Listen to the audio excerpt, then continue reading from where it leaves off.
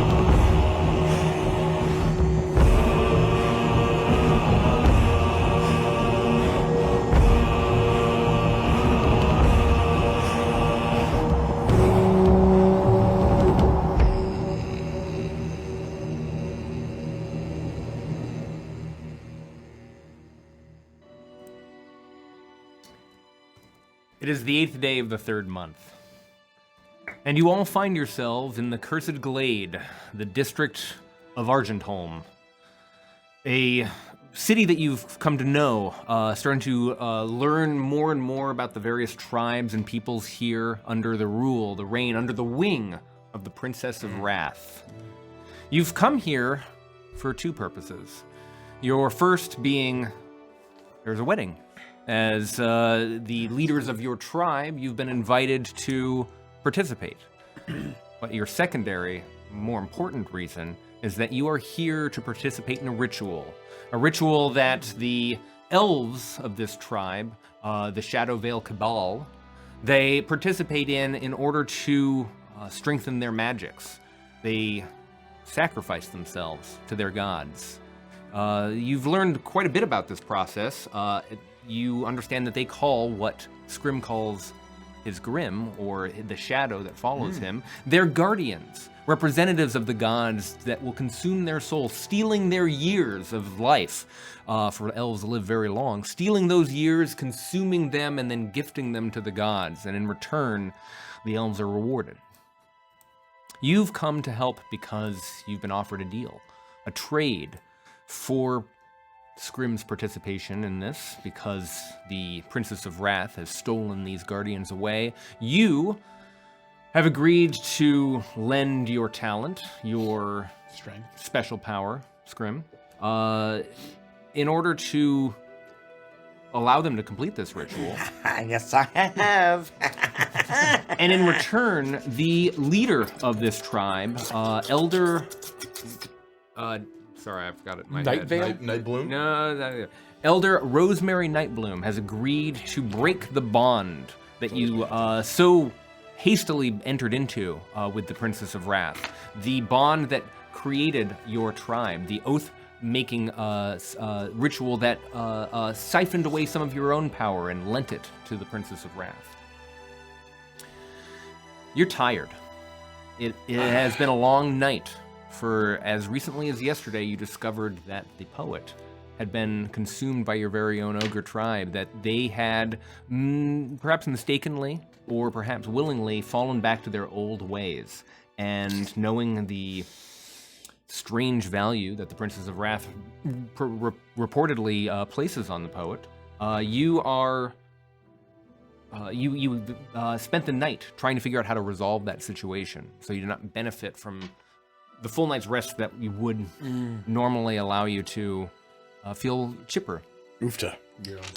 You're standing here now in the center square of the Cursed Glade, wearing formal attire made for you specifically for this occasion. There are banners and streamers in all directions, decorations of gold and green. It is actually quite beautiful. Even though there is a chill to the air, you feel warmed by these clothes, as though they have been perhaps enchanted against the elements. And the smell is overwhelming.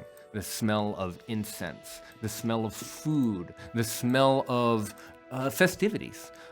You can hear music being carried throughout the space, and you can hear the boisterous and happy laughter and murmurs of the many people who are continuing to gather in this place as the party grows and grows before you.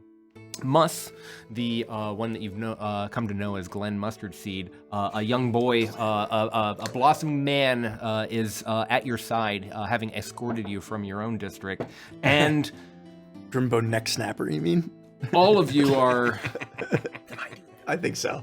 all of you are a little taken aback, Scrim especially, as you see the children, anyone younger than adolescent, running around wearing masks of that's right. hound's face with red eyes, all racing around, chasing each other, running up to the elderly, to the adults in this space, and carrying what look like smoke-producing rods almost, running around and creating these trails through the crowd as they dart in and out of the various peoples, mostly elves, here in this grand celebration. I'll also say that this ritual is part of a larger wedding. This is the culmination of two sets of parents. Everything okay?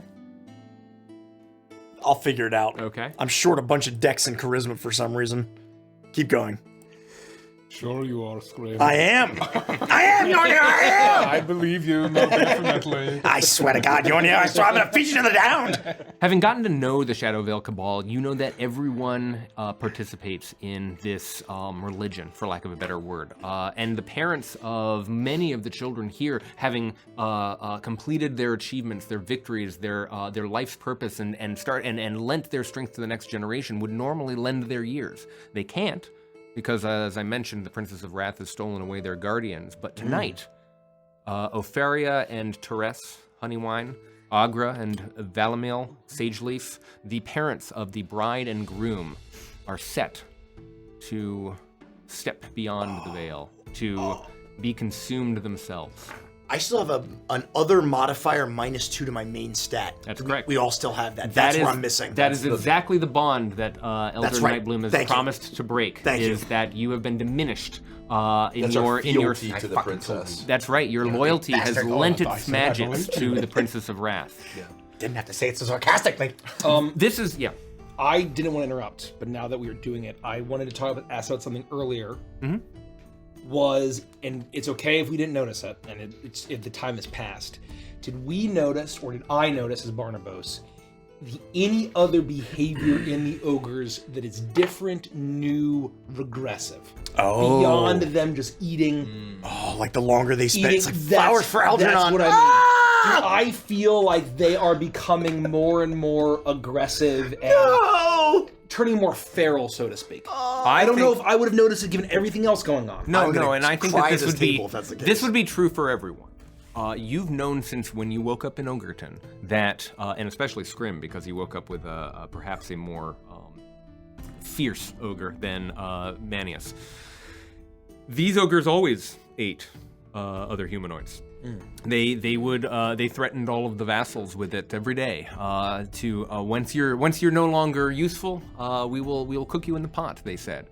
You never witnessed or experienced this threat, but you don't think that they've regressed into more ferality, for lack of a better word. You feel that they have regressed back to their natural state, and that those inhibitions, without being told otherwise, simply ran wild.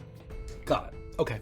My pleasure. Good fucking question. No, that's an important question. I feel like you would have said it if we had, but as we're at this wedding and we look around, do we see the princess anywhere? Is she yet in attendance? I'm not going to make you roll for it. You look around and you do not see the princess in the immediate vicinity. Okay. Looking around very quickly before, I think that's a terrific segue. What happens next is up to you.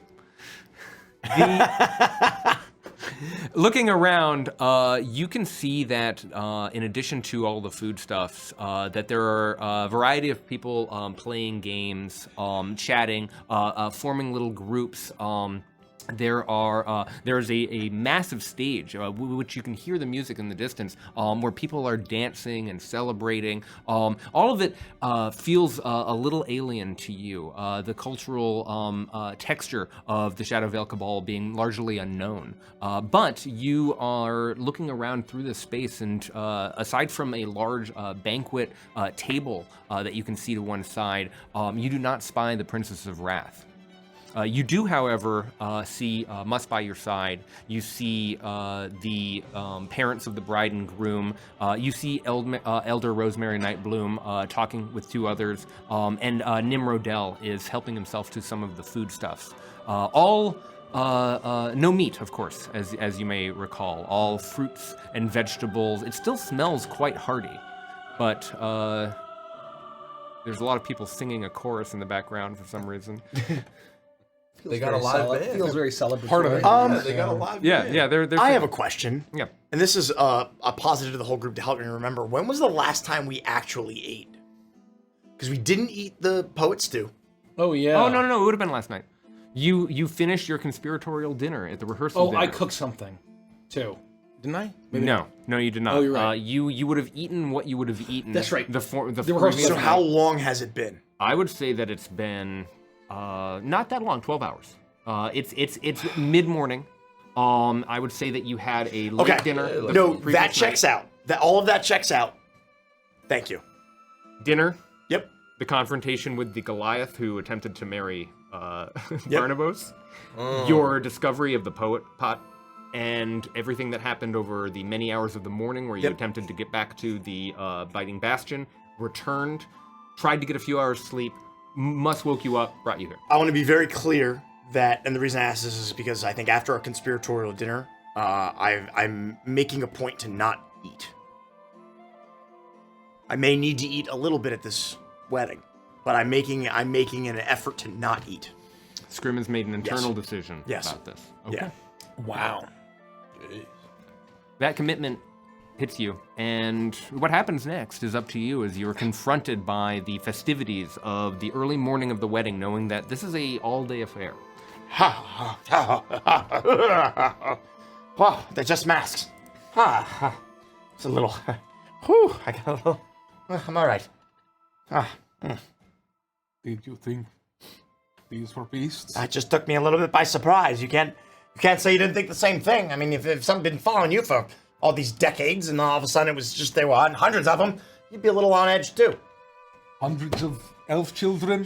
What the, Oi, they're little ones. With the masks. Oh, you haven't It's seen this fine thing. craftsmanship, I'll give you that. Ah, They look like proper rounds, proper grems. I gotta ask you guys a serious question here, all right? This is serious. I want all of your opinions. Especially you two. You might have something to say about it. This thing, all right? Don't act weird. Be cool. Be cool. Just been calling it like the beast or the shadow. I think it needs a name. All right? Back where I'm from, there's all sorts of tales about these beasts that stalk the graveyards and the moors and all of that, right? I was just thinking, those stories, they call him Graveyard Jack. I think I'm gonna give it the name, but I wanted to see, like, is that bad luck? Am I gonna piss this thing off? You're Mr. Superstitious, and you just know things that nobody should be able to ever know. So, and if you got anything to say, say it. Mus leans in. Graveyard Jack is a cool name. Hey! Grimbo Neck Snapper, step off! Wasn't talking to you. I'm right here. Well, step off! It's a private conversation. I gotta go see my friends anyway. Cool. I'm sorry. Wait, I'm Mr. sorry. Neck Snapper. Jackass. He starts to turn. Yeah. No! Go! Fair morning to ye, young man. Well, yeah.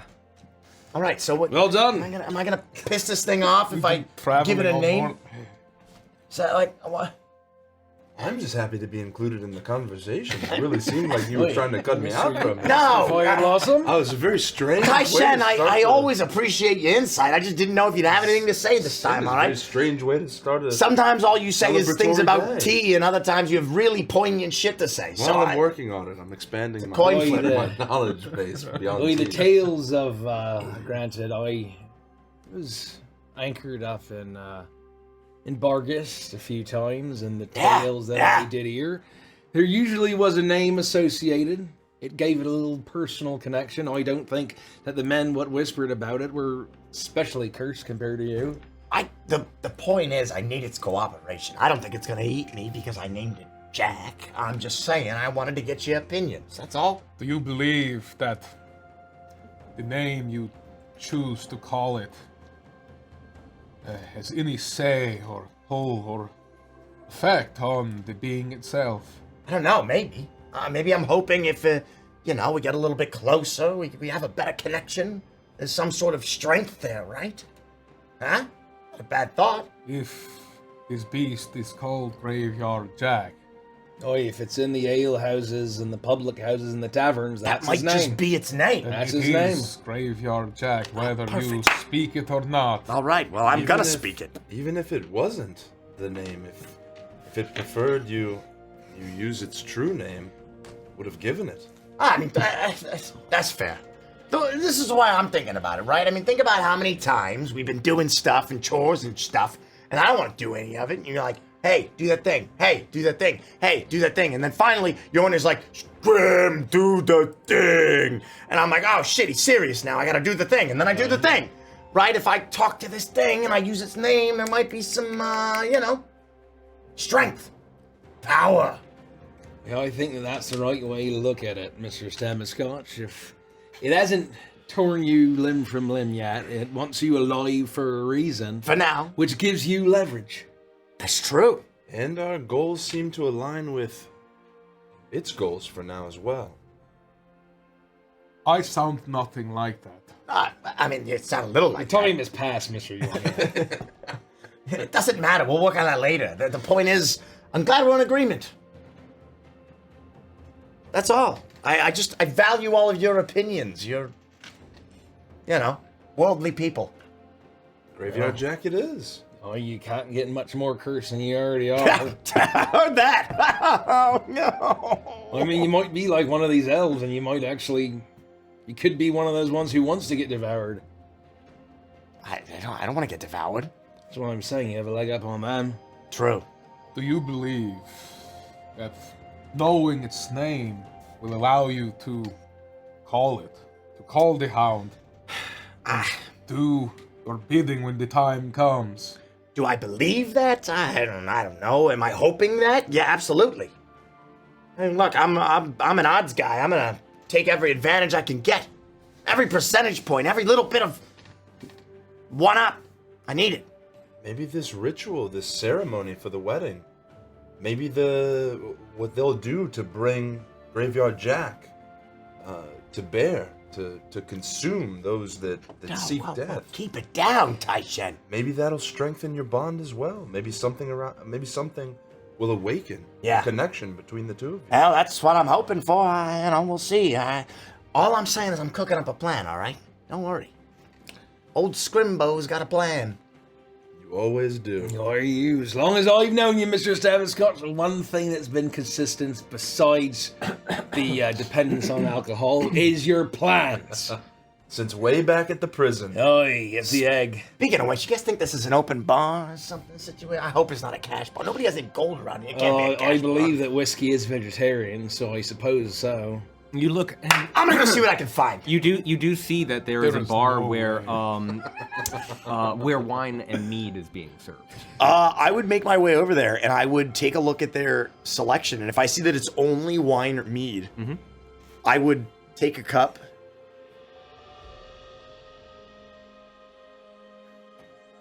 You set it down on the bar, and the person tending sort of takes it and nods for a moment. Adjacent to you, one of the other Shadowvale Cabal members, an elf, turns to you and goes,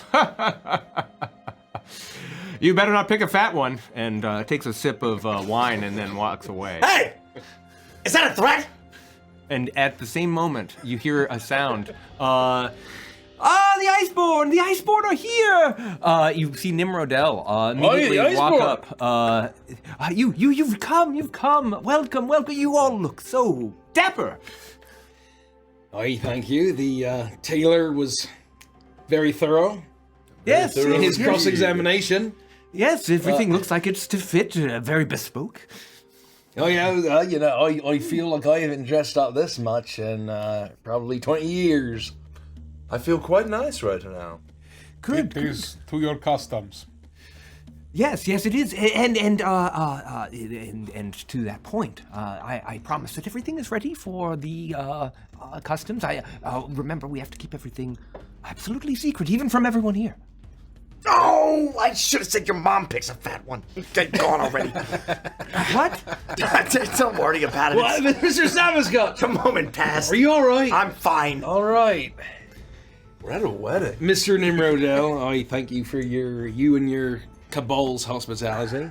How's the young lad doing? How are his spirits? How are his feet? Cold? Warm? Lukewarm otherwise? Oh, the groom. He yeah. seems quite confident. He seems good. All right. Very well. Can I see him? You look around and you do not see the bride or the groom anywhere. for them. You see the parents. You recognize right. their faces, but you do not see anyone in the. This seems a little aggressive. Let's get you out of beat. It's bizarre. You do not see anyone that match the bride and groom look and feel. You imagine that they perhaps have not been introduced. If you could remind me, do we know that there's a certain point in this ceremony where we'll like break off and conduct a ritual, or are we just kind of like waiting for somebody to grab us, or? Yeah. I would say the answer is yes. You went through a very detailed wedding plan when Yeah. you sat down for the dinner. And sir. so what you know is that this is a full feast day, that there are celebrations, there are customs to be observed. Then the evening, in the evening, once night falls, because it is the night of the new moon tonight. And that's true if you pay attention to my calendar. Anyways, you're aware that in dark of night that the actual wedding vows will occur, and there will be a procession.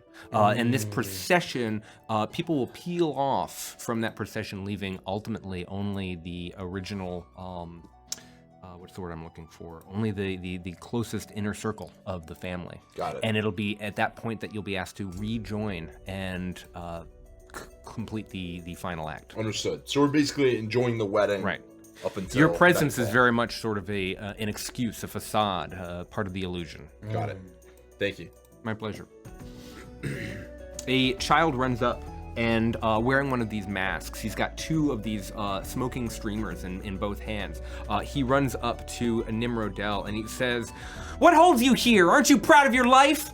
Ah, yes. He reaches down and he grabs like a little candy treat and he hands it to the kid. Thanks, and the kid runs off. And anyways, please enjoy yourself. This is a day of celebration.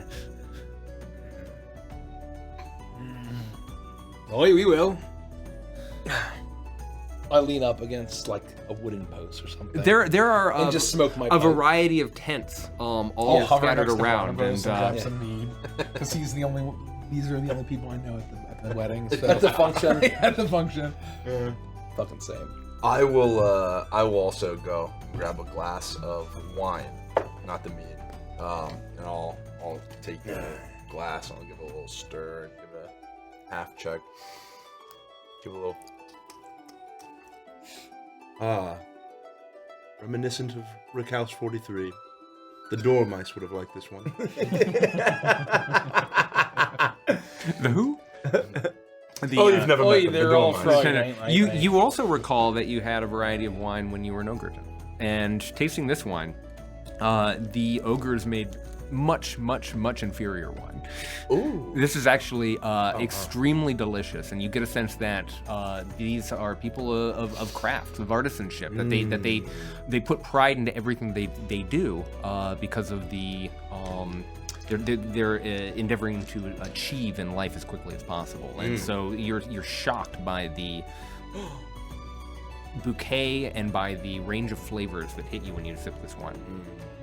Excellent. Not reminiscent of Rick House 43 at all. Well, I'll leave you to it. Please enjoy the food and enjoy the drink. In a little bit, we're going to have a introduction. The bride and groom will arrive, and then we can perhaps dance and enjoy all the festivities. Okay, thank you. We'll be here. And I'll be right over there by the pyre there. I have a few things to say. Thank you. And he goes and he walks over, and you can see that there are a number of people making a circle around a large bonfire, and there's a basket of gold and green ribbons hanging. They're taking them and then sort of scattering them into the flames. And you're left there all on your own, knowing the only people at the wedding are each other. Now what? Should we partake in the ribbon burning ceremony? We wait to feed Graveyard Jack the souls of these elves that beg for death. What Mr. Yornir said. You're fun at parties. How long do we have? Did they say anything about when the dinner was going to start? Hours. Oh, jeez. God, I can't even pass the time with any wine. Whatever we came here to do, Yornir, doesn't mean that we can't take place in their ceremony beforehand. There's still 2 people getting married today. I don't think the lad wants it. What makes you say that? I think that he knows that he'll spend the rest of his life in her shadow. And he'll always be number 2 to her role as a spiritual leader and all this. And he'll say that because of she's his true love, that's what he really wants. But he'll spend the entire rest of his life wishing that she would choose him over her duty. You know what they say, love is the death of duty, Mr. Fireblossom. This is true.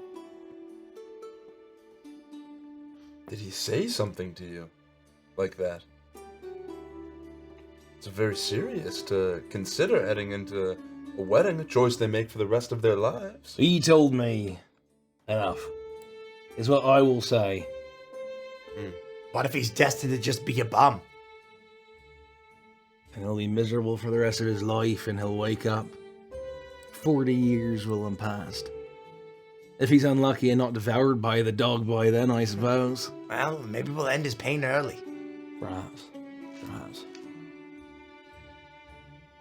I don't think he wants her, but I don't think he wants this life. That's what I think. Introducing Valaman Sageleaf, the groom! You hear a voice boom out, and you hear a variety of applause, cheers, and whoops as you turn and you see the young man that Barnabas is speaking of, wearing a beautiful outfit of woven greens and golds just parading through. His posture is one of confidence as he walks in. He waves and immediately goes over to the bonfire, tosses in one of these ribbons, and then starts to make his way over to the food area. He doesn't immediately spy the four of you, but he does have a few moments of a few words with Elder Nightbloom as you witness this introduction. And you hear the second announcement. Introducing the bride, Aquila Honeywine. You hear scattered applause, but the bride does not arrive. Uh-oh. In a moment. You do not see the bride arrive even for another few minutes. There seems to be some looks of confusion. The groom is looking around. Do I immediately feel like this is gonna fuck up all of the choreographed shit that we talked about the night before, and ultimately fuck up the evening plans? If there is no wedding, then the life achievement of the parents can't be finalized. Fuck. Part of why they are endeavoring to do this ritual in the first place. I changed my mind, Barnabas. Now I'm pissed at you. If you fucked this up, you might have fucked this up for everybody. The lad is still here, isn't he? Yell at him. You always yell at me for this shit. If he fucked this up, this is his fault. He didn't say anything to the young lady. Or maybe you were mistaken about whose feet have grown cold. And what if he said something to her? Well, to be fair, I did say that if he did agree that she would grow to resent him for not being fully on board for the life that she's chosen, so perhaps that she actually agrees with my assessment, and if he did bring that up, she might have said, you know what, you're right. He was half correct. Just picked the wrong elf. What if simply she doesn't want to be the elder? I wouldn't blame her. We need a wedding. We need a goddamn wedding. For what? We can't do the ritual. We can't feed the souls of the dog! So what are you suggesting, Mr. Samuscon? I don't know! I haven't gone that far yet! Well, why don't you think of something? You always have plans, don't you? I'm still in the angry phase! Well, you should probably set that aside, Mr. Stabberscotch. I'm not ready to yet. Give me 20 minutes. Maybe we should try and find her. Seek her out, see why she isn't here. Maybe she's in danger. Maybe she's been held up. Do we need the ceremony? What purpose does it serve to us? If you can find a way to call your hound, perhaps it can devour on its own. I just... What do I know about this ritual? What Elder Nightbloom implied was that what every Shadow Veil Cabal member and any of these elves attempts to do is essentially a bucket list. A bucket list of items that they want to have achieved in life before they willingly give their years, and that they try to do this as quickly and as aggressively as possible. The tragedy of what's happened to them under the Princess of Wrath's rule is that she's taken away their ability to do this, and so they're all growing old. Many of them have achieved what they needed to achieve, and they are starting to feel those years. This not only weakens their magic, but it also is deep shame, a point of soreness for them. What do I know about them passing on or giving up their years before the bucket list is done? Would we have discussed that? Or is it like it truly has to be a willing thing? Like, what? It's okay to say we didn't talk about it. I want to say I mentioned it, but I'll re-articulate it now. You would know that losing one's life before achieving all of your all of the efforts to one of these hounds would be okay, because you're at least giving your soul to one of these hounds. However, if it's not gifting your years, if you die because you get run over by a wagon or something, then that's not a gift at all. That's a tragedy. That's still a bad thing that happened. It might not count. It might not count, or they might not be at full strength. And then what if the dog isn't getting stronger? Then there's no point to any of this. The souls might not count. We also need them to willingly sacrifice themselves, and they may not, if the wedding does not take place. Why do we think there's a chance? We were told that the hound needs 1,000 souls, were we not? Yes. Aye. Was there a qualifier that they must be happy souls who give themselves or live full lives or were not devoured in a terrible tragedy at a wedding. We don't know. Well, but the purpose here is not for the hound to feed. It's for the hound to be summoned in this ritual so that they can shatter the bonds of fealty the princess has shackled us with. Not simply to let the hound run amok. I hope. Is there a chance that we've been lied to? Yeah, what else would be new? That would just be another day that ends in Y, Barnabas. Is there a chance that Whisperfang lied to us? That the princess does have eyes and ears, even here. She found out about this coup and decided to serve the bride, perhaps in one of these meat-free dishes. I mean, that would be really, really, really messed up. And definitely something that she would do. As you stare over, you can see people just stuffing their faces with pastries and a variety of different goods. How much, cannibal meat do you have to eat to turn into one of those things? Is it just just a morsel? A little bit of flesh? Yeah, Just a morsel. Just kind of sprinkled throughout all the... Fuck, Barnabas, fuck! I don't want my grim imagination to perhaps cause any alarm. Well, now I'm thinking we should just try to let the dog run amok because it would stop them from all turning into horrible creatures. Like, worst case scenario, it would be a preventative measure. My purpose is that if we can call the hounds, both of them, somehow, this is what we need, wedding or no. We can speak to the elder. If she does not arrive, I can believe that she would understand our goals and our plight. The elder is speaking to the groom right now, having a sort of a calming conversation. You can tell that he is quite apprehensive about the bride's non-appearance. And she's seemingly calming him and endeavoring to keep him from going and seeking her out. I would like to peruse the buffet. Yeah. And just use my experience as a cook. Mm-hmm. And knowing meat and knowing vegetable and animal and all of that, I'd like to just kind of fake being a picky buffeter, but being, I don't know, maybe, and just kind of do basically the Tony Soprano food where he just moves his food around with the fork and never actually takes a bite. I basically want to do that with all of the food to see if I see perhaps anything that I register as unauthorized meat, Images as they say. Of the poet's bones in your mind. Doesn't leave still my head. Fresh. Yeah. Make a investigation check, and because of your cooking background, you can add your proficiency twice. While he's doing that, can I just look at the elder reassuring the groom and see if I can get a sense if she seems like maybe like she's trying to mask being extremely nervous about the situation? Make an insight check. That'll be a 26. 26. Roll a natural 19. You make your way through, and you are piercing the dumplings and looking at the guts. You are opening the fritters and then setting them back in. You are taking the stew, and you are ladling through the stew and looking for anything that might be indicative of a meat. Of flesh, of cooked or otherwise. You do spy something that starts to shred for a moment, and then it's more jackfruit.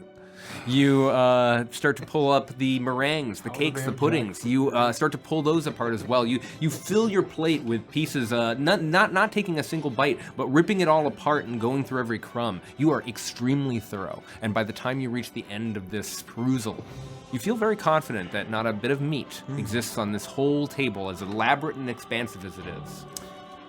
Roger that. It probably took me like 15, 20 minutes. So I'll be doing that. How did they source fruit that only grows in very tropical regions? May have something to do with the magic. Who knows? I do not understand it. It makes no sense. It is unnatural. Hi, Shen. I rolled a 1. I have a +8 though, so I got a 9. A 9. I got a 9. That's just not enough. And so you. Rats, I needed a 10. No. I what I'll say with the 9 is that it's hard to read her. She is very practiced, an elderly elf. She's the only one here who is hundreds and hundreds of years old, aside from Yornir. She's very demure. And she's mindful. She's demure. Scream the hound. Find the hound. Call it right now. As Yornir whispers this to you, Scream, you hear a Just swat voice away a little cry bit. out. Apologies, a simple wardrobe malfunction. The bride! And you see the bride. I like audibly exhale. I lean against Yornir. Oh my God!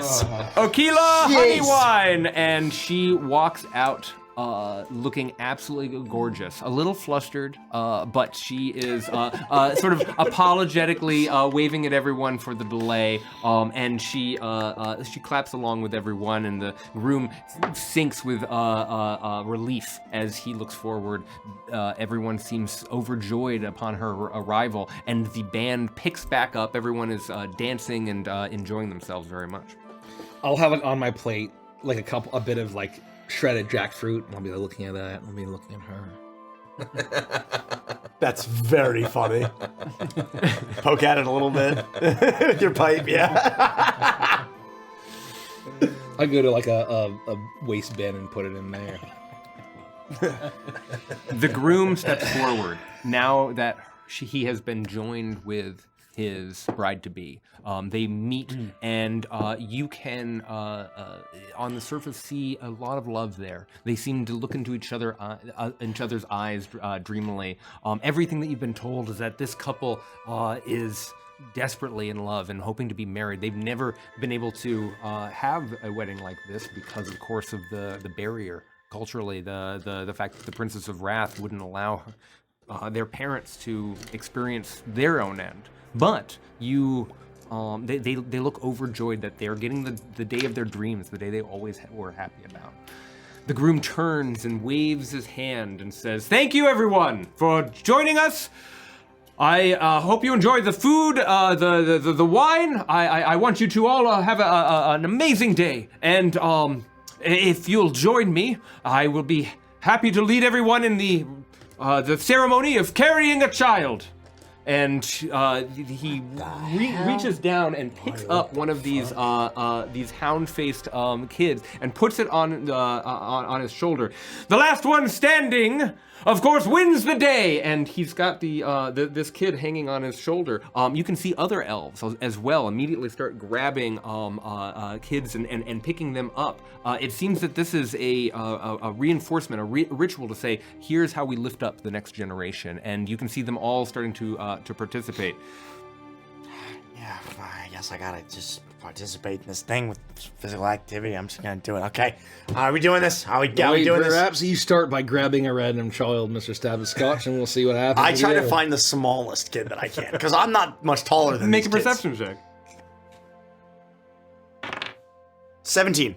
Oh. 17. You do not find a fat one. You find a... I see. All of a sudden it dawns on me as I begin to look around. I go, oh, that's what he meant. Hey, you, come here. And I go try to find some small kids. This kid runs up to you with two darklers spinning around and feed me. Hold still, just stop moving, get on my shoulders, all right? And I kind of squat down and I'm trying to get him to like shoulder, because I can't hold him by one shoulder. I try to do like the, you know, literally do like a shoulder, legs over the shoulder. Yeah. He gets up Come on, kid, get up here. he holds his the two smoking sticks in both directions, and you feel a little out of balance. He's a good weight, but you do not find a fat one. Thank God. I chuckle to myself. That guy's kind of funny after all. And what anybody would notice while this is happening is once I've gained my balance, you would think that the strategy would be to conserve as much energy as possible. My friends, if they were paying attention, might notice that I'd be kind of meandering in a small circle. Mm-hmm. Like moving with this kid on my shoulders. Just kind of, not like, you know, a lot, but just enough to be like, that's weird. That doesn't seem like a very smart strategy. And that's what I would be doing. Okay. Do any of you participate in the event? No. Yornir continues to Drink his It would be mead. effortless for you. Drink his mead, staring down the entire wedding party. Smash cut. There's a montage of hundreds of years of these countless festivals that he's been in. People partying, and it's just Jordan in all these different clothes and settings with firelight on his eyes, like standing, Just observing. always, Yeah. you know, Oh yeah, human and you rituals see gone like by. the baptism, like the birth celebration, the wedding, like the death ceremony of the same fucking people. Oh yeah, As yeah. it You would flashes. see generations go by, and Yeah. it's the same. That's hard as Holy fuck. fuck, that's cinematic as fuck. Jeez, yeah, this is what I'm talking about. This is what I'm talking about. Jonas just some cold-blooded. He does. That's all he does. Cold-blooded is his middle Jonas name. just over here standing in the corner being the best character. It does. I will find a kid. I'll kidnap a Make kid. a perception check. Yeah. You're gonna find a kid so Okay, I'm gonna find the You're best looking kid. for school. Stop. Derek did it. It's Derek's Four is so fault. important. That 4 is so important. What did you say? Perception? Yeah, With a natural 20. natural. 20. I've gotten a 24. You look around, and it looks like many of the kids are being scooped up until you look down at your side, and there is a toddler right near your leg, starting to waddle over towards the food area, and you Look, he doesn't look like he wants to be picked up. He looks. you get the kid's attention. Oh, okay. Hey, come here! Wait, he's actively running away from me. Come here, you little bitch! Get over here! He's walking towards the food I gotta put you on area. my shoulders! He's Come back walking here. towards the food area. Come and back as here. We soon have to as- participate As in soon this. as you get his attention and he sees what you're trying to do and he realizes everybody else is being lifted up, you get the uppy's arms. And Got it, This, okay. This cute toddler does that, and you easily lift this kid up onto your shoulder. Is he wearing a Not at this time. graveyard jack mask? Okay.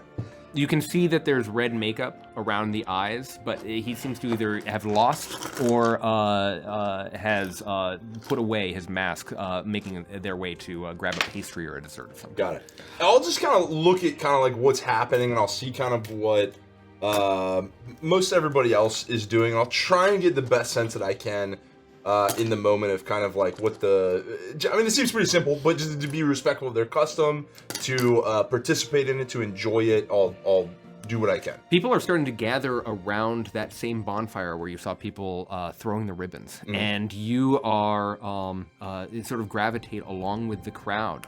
There don't seem to be many kids left that you can see as you start to make your way. Scrim, you're also making your way. Barnabas, do you choose to participate? I look for the fattest kid.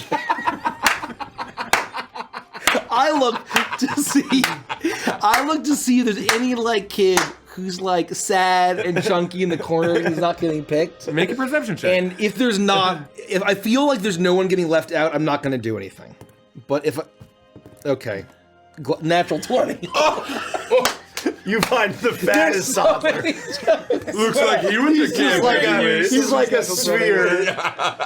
He's a little elf who loves berries and cream. 26. You look through and around. You don't pay attention to the crowd in the Oh my center, but God. you immediately, thinking of how you might feel if you were in their shoes, you spy in one corner. Sure enough, there's a kid who is. What's the name of the fat kid from fucking Augustus Gloop. Yeah. I was literally gonna say, Alright, what's your name, little boy? Augustus Gloop. Augustus Gloob in elf form is sure enough standing on the opposite side. You can circle around and reach them, and you do. You start to make your way, and the kid looks up at you. I'll kneel down and I'll say, "Howdy there, young man. What's your name? My name is Barnabas Dreadwake of the Iceborn. How are you?" I will find my names just one moment, because I always have names prepared. My name is Hans. Little Hans. Must be a shorted chunky monkey around here. Wow, who doesn't have his names prepared? I'm gonna have to find a random generator.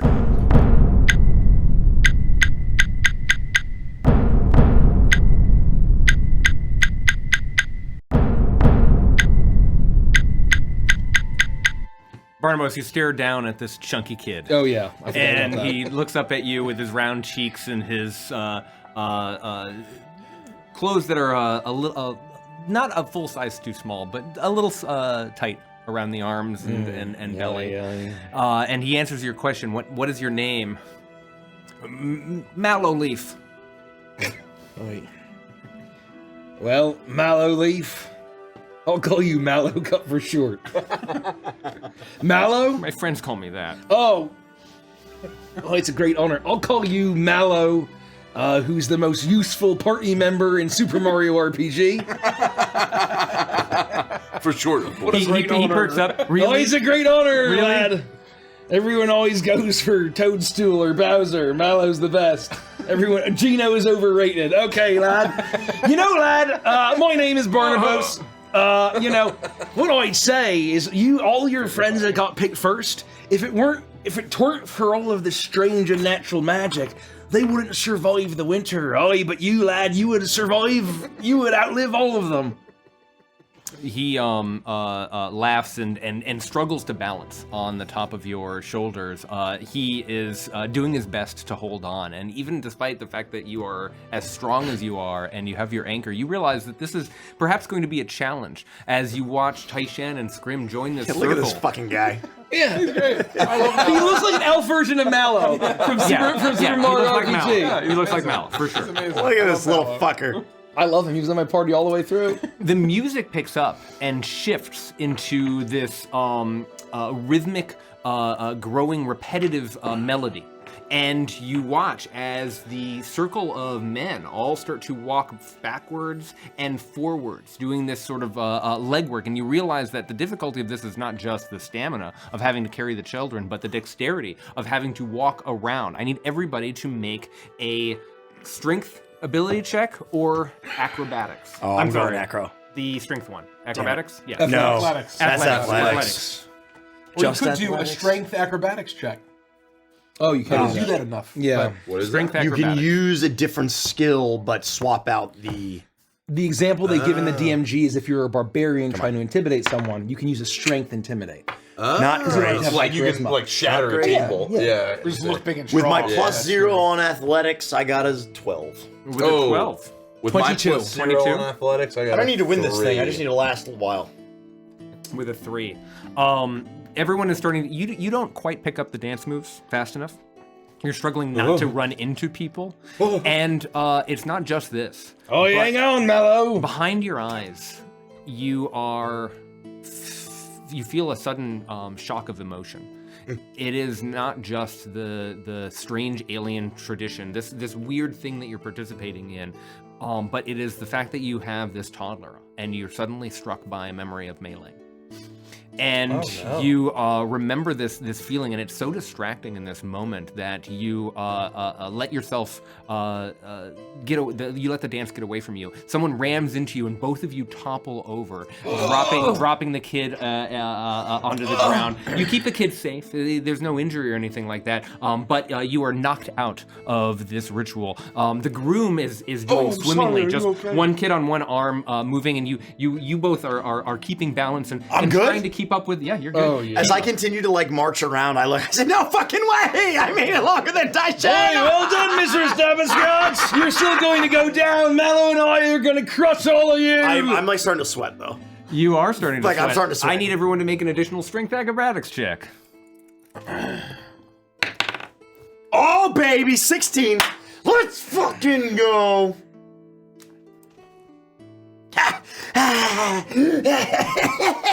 24. 24. You both are able to hold on. It's getting harder and Hang harder. on there, kid. Hang in there. The music's speeding up. It's not. All right, there. Once you get into the actual dance, it's backwards, forwards. Everyone's moving and around. Some kids are getting dropped left and right, and the crowd of men who are making this parade are reduced by almost half in this next minute of music as you continue to dance. Everyone is clapping. See what and I cheering. told you about not surviving the winter, Mallow?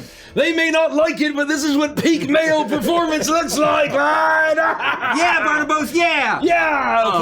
You need everyone to make a strength acrobatics. No way. I think I can't keep going up. There's just Athletics no way. or You athletics? can't keep getting away with this. Strength athletics. Okay. I'm huffing and puffing. I look at this kid and I'm like, God, what did you eat? And then all of a sudden I stop, I squat down, and I say, all right, I quit. And I You huff push him the off? kid, Oh, no. Okay. Get on my shoulders, kid. I quit.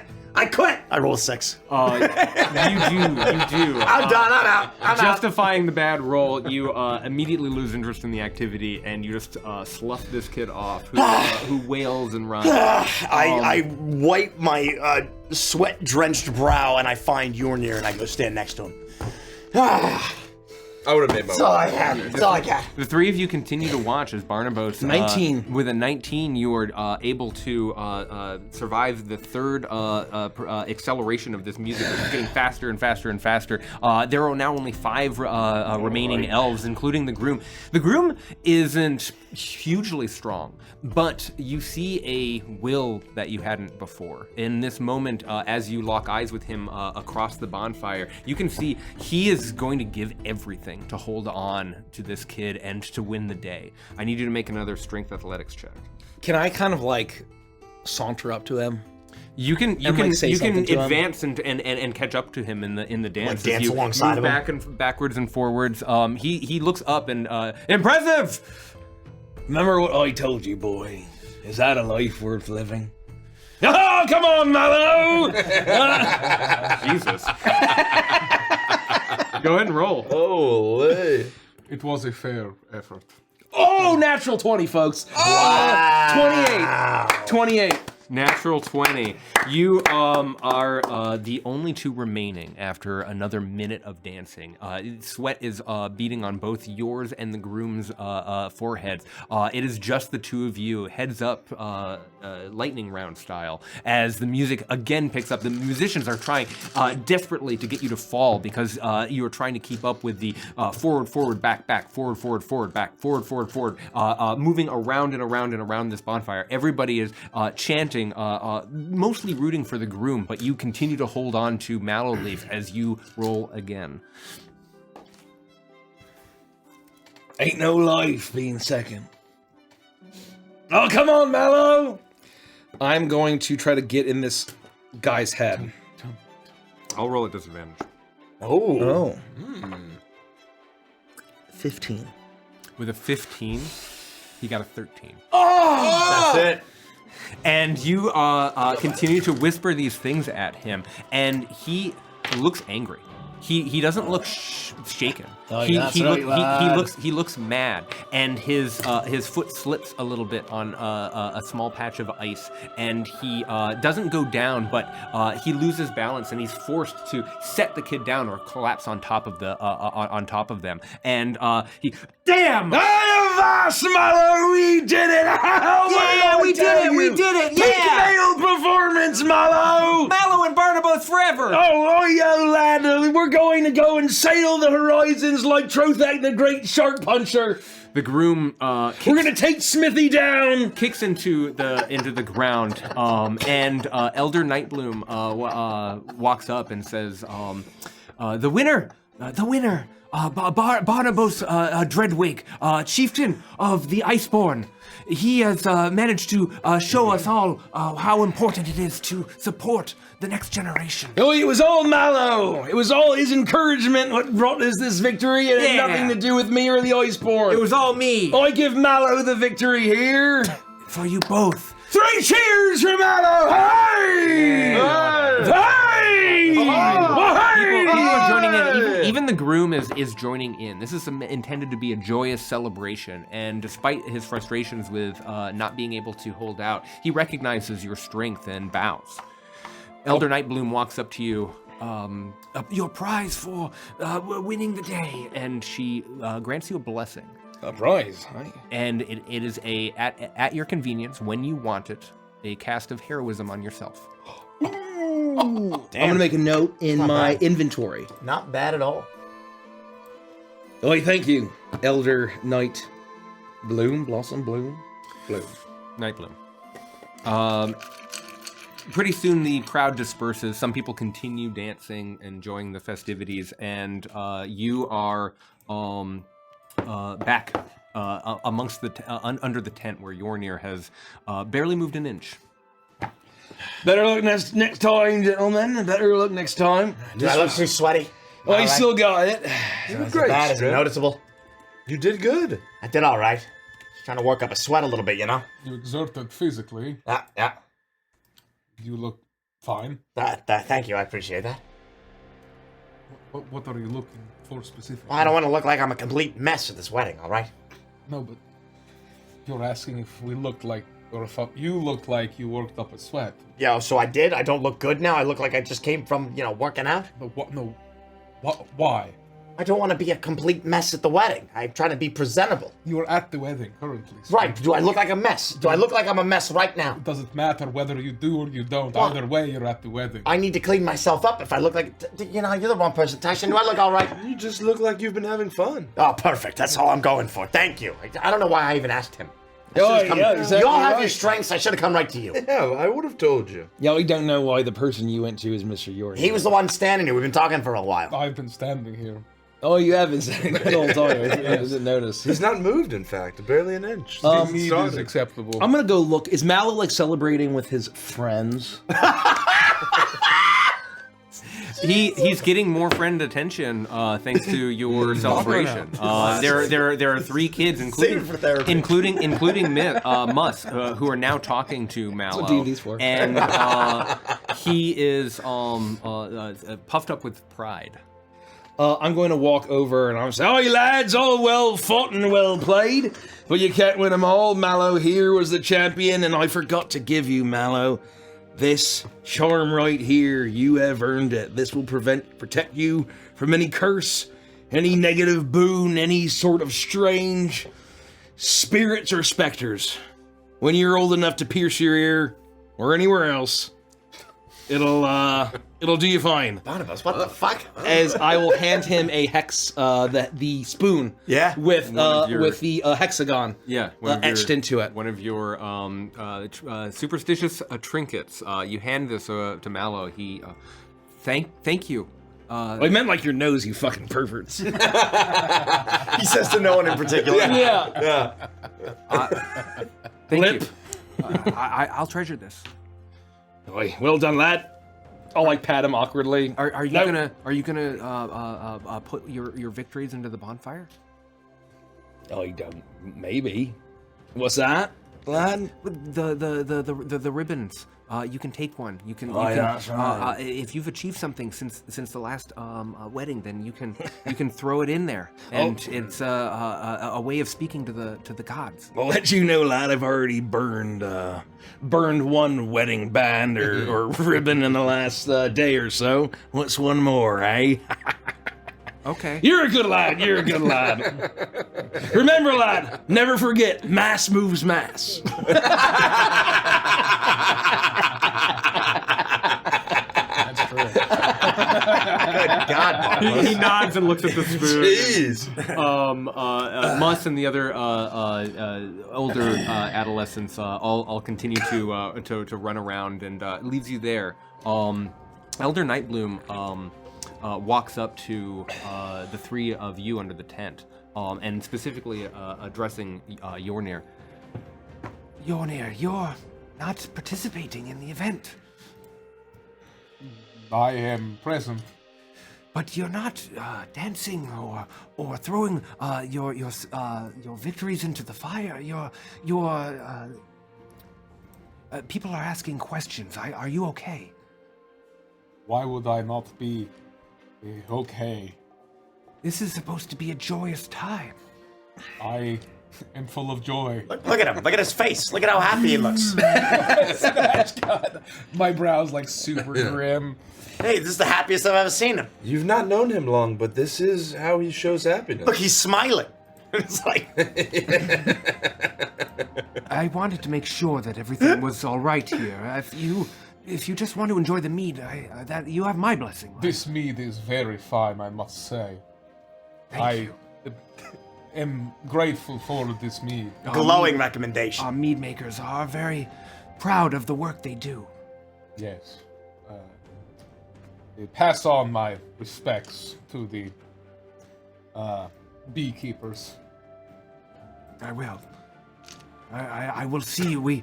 Nightfall is almost here. And you look up, and it's like midday. And she turns and she walks away. Son of a bitch. Can we hurry this up? Ah. You hear another voice cry out, "Gather round! The bouquet throwing ceremony is about to commence!" More of this garbage. Okay, here we go. All right. And, Scrim's gonna, like, figure out what's going on. You watch, and you can see that the bride and groom have a collected bundle of flowers. And they are preparing to toss it into the crowd. You understand, based on the way that everyone is positioning themselves, that the goal is not to be the last one holding the bouquet when it perhaps erupts in magical energies. You'll see that Scrim's kind of like trying to figure out this, and like he's weirdly into like all the physical activities that are happening in this wedding, and like Scrim's kind of like bouncing on his toes, like, okay, all right, I'm ready. I'm gonna play this one too. Here we go. All right. The you look and you see the bride, and she looks out at the crowd, and then she sees that you're actually like seeming to like pump yourself up, and she laughs and she goes, "Scrim!" and she tosses it into the air. It spins up. You can see a few petals start to float around, and it darts at you, almost like an arrow, immediately sticking to your person. And it seems that by naming you, you are attached to this thing. And it's almost like going off like starting to like bloom and start to swell with energies. I'm kind of dumbfounded that this has just like landed in my hands. Everyone starts to scatter and run. I'm looking at it. I try to throw it away. You throw it, and it immediately snaps back to your chest. Shit. And I look around all these elves, and I don't know any of their names. No, you don't. I believe your potential mate is out in the crowd. Her name is Anna. Oh shit. I try to just try to say the name Anna and throw it and see if without being able to picture anybody in my brain, without knowing who he's talking to, just see if it works. You toss the bouquet into the air. I need you to roll a d2 for me and call it. If it helps, her last name is Chronistic. That's very funny. You want to know even or odd? You choose, and it'll be a question. You call it, and if you call it, then you'll be successful. All right, I'll call evens. Yep. I'll call evens. I got odds, so it just comes back to me? It does. There's no Anna here. The moment that I realize this has happened, I get frustrated, and I attempt to throw it, and I say, "Damn it, Yornir!" And you throw it into the air, and all And of a as soon as sudden, it hits him, I go, this bouquet yes! smacks into you, and you can see these flowers are growing with color, green and gold, starting to bloom bigger and bigger and bigger, and you realize that there's very limited time. Is it gonna explode? It may do something. You're unsure. Hold on. I gotta manage my spells here. Let's see what I got. Oh no, it is a bomb.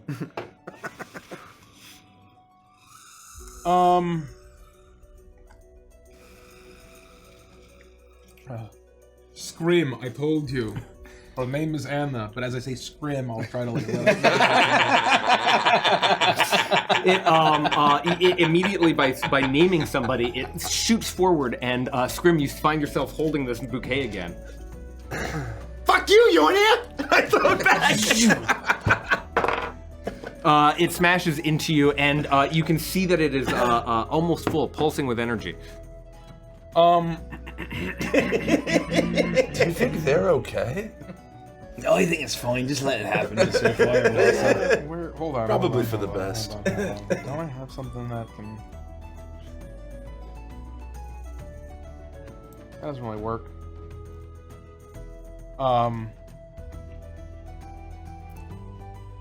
We're standing like way too close to each other. Like, we're really right next to each other. Yornir! Scrim! Yornir! Scrim! I am done playing your game. Scrim.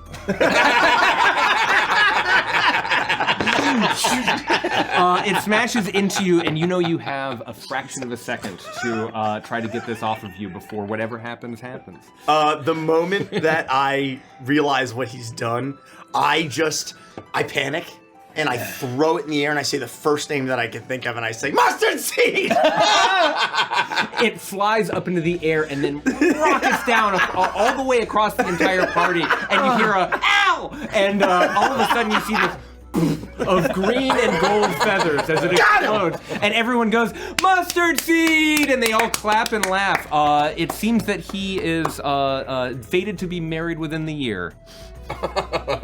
Anachronistic is chuckling down from heaven, having passed away just a month earlier, and everyone. Oh no! You brought up a sore subject. Oh no! She died on her way back to her home planet. If only I could have gotten eaten by a dog. The bride steps forward and she says, "Thank you all for coming. Thank you so much. It is nearly time for the wedding, and that means that it is time for Nightfall. I will one day be your leader.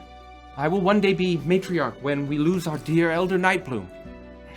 It's important that you all see that she has taught me very well." And she's old. Starts to focus her energy, and you see this crackling of magic as she starts to hone in on herself.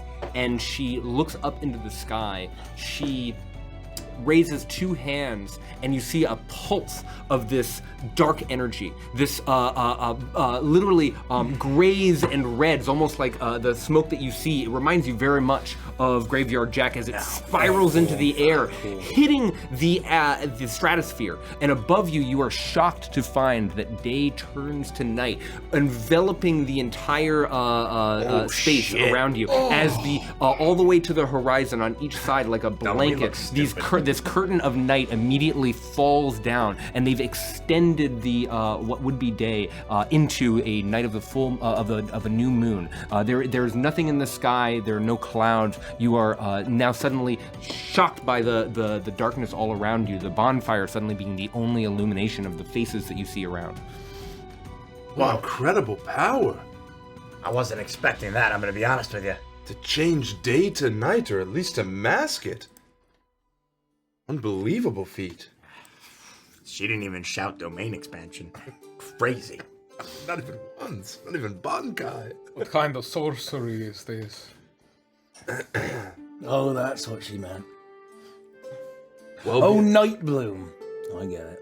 Is it time manipulation, or is it a parlor trick? Make an Arcana check. I'm not sure it's either. well beyond my abilities, Yornir. It might be some kind of shroud. Just a covering. 11 plus 5. Nice. 16. I think that you know well enough that if you were to leave the district that you're in, you'd exit an illusion. Okay. That you do not that's what I meant, suspect right. that time has been forced forward and that you've been forced into night. That they've literally added night to day, and that the what would normally have taken hours to reach sunset, the sun is just essentially hidden so that they can enjoy the festivities under dark of night for that much longer. Very cool. Would this still feel pretty powerful though? Like, would that be a powerful thing? You would accomplish? be shocked by this level. of Yeah, magic. that's pretty. That is pretty crazy. a An illusion at this extent. Like, for an everyone environmental involved. effect like Yeah. that, it clicks for you. The Princess of Wrath, as you know, sees the value of these this tribe as the magical contributions, not the druidic contributions of the orcs, not the gold that she can procure from the dwarves who live in the under ice beneath Argent home. No, these elves are proficient in magic, more than proficient. There are dwarves under the ice. You knew this. They were at the oath swearing ceremony. Yeah, they were. The dwarf fight over there. You've walked past their district every single time you went back and forth between the They presented gold to the princess. yeah. when we Oh, were that sounds doing cool. that whole We thing. should be hanging out with that. Oh, why don't we go to the door? I can't sounds like believe Richie. how It much doesn't of a sound like dwarfaboo Mr. Yornia It's really the only time he animates. He's is a when- daweeaboo. when he's talking about ice dwarves and how cool they are. He opens up. There's a hush that goes over the crowd, and you realize it's not awe at what is impressing you. You realize that the dancing and the music is slowing, that there are voices that are almost like a wave of silence coming from one direction. And through the murmurs and everything, it becomes apparent. The Princess of Wrath has arrived. And looking through, you can see the princess starting to arrive at this. Oh, that's not the right music at all. I'll hit play here. You can you spy her. She has a contingent of a number of frost hammers, all carrying spears, guards, these small white kobolds who are standing at either side. But it's hard to take your eyes off of her as she walks forward. She's wearing this beautiful ice blue gown. It is backless, nearly glowing. The gown extends into a one-legged high slit, revealing a pure white stocking underneath as she steps forward. She's wearing the equivalent of fantasy stilettos, these long icicles that make the back of her heels, and she's wearing these sleeve-long gloves as she walks forward. I promise you I can fix her.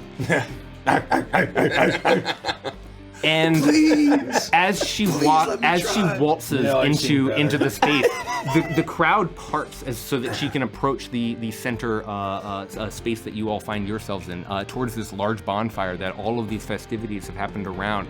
And you realize that in addition to the kobolds, in addition to her fearsome presence, she has 2 leashes in her hands.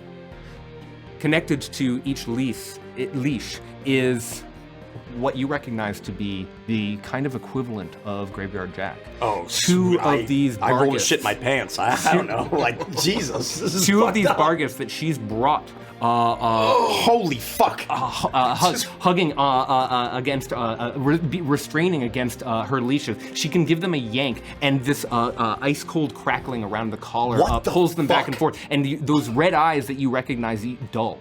They seem to be at her very heel as she walks in, parading the fact that she has stolen these guardians from the rest of the Shadowvale Cabal. Everybody looks at each other nervously and attempting to show reverence, but with a combination of fear and hate. How does this make me feel?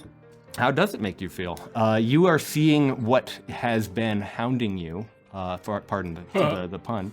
You are seeing what has been chasing you, something that you consider to be so powerful, so fearsome, being imprisoned, shackled by the princess. My question is not, I know how Scrim feels about this. I'm wondering if that the entity who might see through me, how they feel about that and how that makes me feel. Oh, that's a very cool question. Oh, it was anachronistic. The runes spoke incorrectly. Are you asking how you think your I'm wondering if Argus the would entity that watches over me or perhaps owns my soul, is if they are witnessing this and it makes me feel a certain way. Like If I you're feel starting to something like deep, a feral rage. if there's something build up deep with it, inside like me that deep is from the outside pit. of my control. you have this feeling and this secondary thought of like, what would Graveyard Jack think? But you don't feel a tug, you don't feel a pull, you feel totally alone and only a Scrim in this moment. Yikes. That's not the answer I You're not want. compelled to howl at the moon. Well, Scrim might. Yeah. Okay. All right. So I don't feel like. Got it. Just Scrim. I just know how Scrim feels about this. Okay. She walks forward, and Elder Nightbloom, the one person with the mindfulness to walk forward and greet her, Princess. Thank you for accepting our invitation. Thank you. We are so glad that you could make it to our celebration. It's a pleasure to be here. Thank you. I am sorry I was a little late. I couldn't find my necklace. It must have been misplaced. It was a beautiful diamond necklace, but I unfortunately seem to have misplaced it. Well, I'm here now. Let us proceed. I'm eager to see the wedding. Of course, no. At your convenience, we have a seat here, right at the head table, and she guides the princess over to the the longest, widest table, and the princess gives the bargaists another yank. They don't quite whimper, but you can see that they do not fight terribly much. They seem to have been cowed, so to speak. You're left there watching as she sits down, and she looks at her. Oh, I have a present. It is, of course, I'm sorry, that's not the princess's voice. Of course, and I almost forgot. It's an important part of your little traditions, isn't it? I have brought to you the traditional truffle. And she pulls out a truffle, much, much larger than yours. And she sets it down This bitch. on the she table gonna get it. amongst the others. And then she reaches over and she picks at a pastry. Thank you, yes. Let me get you some wine. Elder Nightbloom, trying to be as subservient as possible. Leaving the four of you here. The rest of the crowd starts to warm back up after this dramatic arrival, but for the most part, the party is very much muted compared to what it was but 10 minutes ago.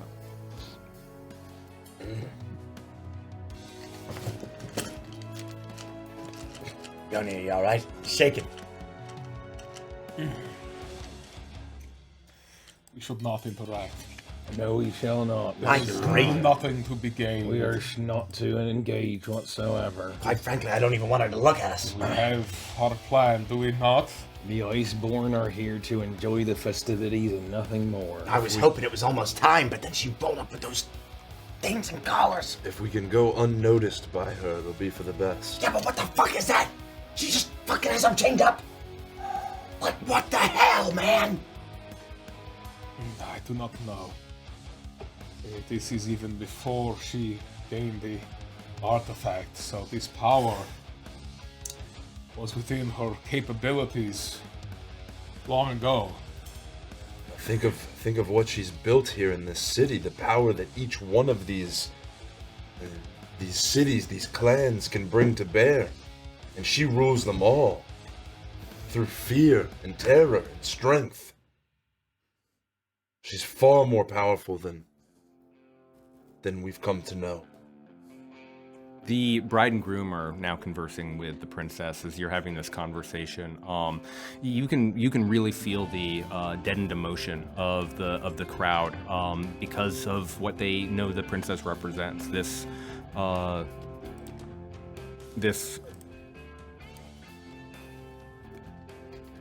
replacement of what they wish their culture to be, having been stolen.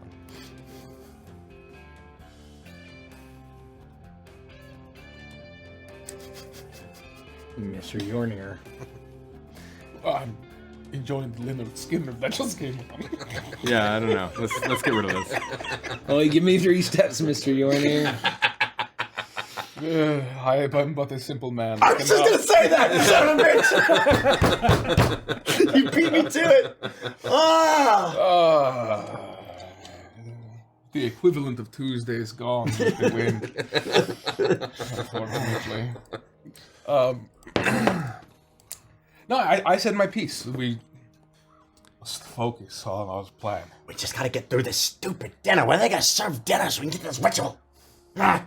They've been serving dinner all day as you watch more people go to the buffet. I wasn't gonna eat it anyway. I just want dinner to be over. It's a grazing thing. I'm not eating it anyway. I just want it to be over. They're like herd animals. When is it gonna be over?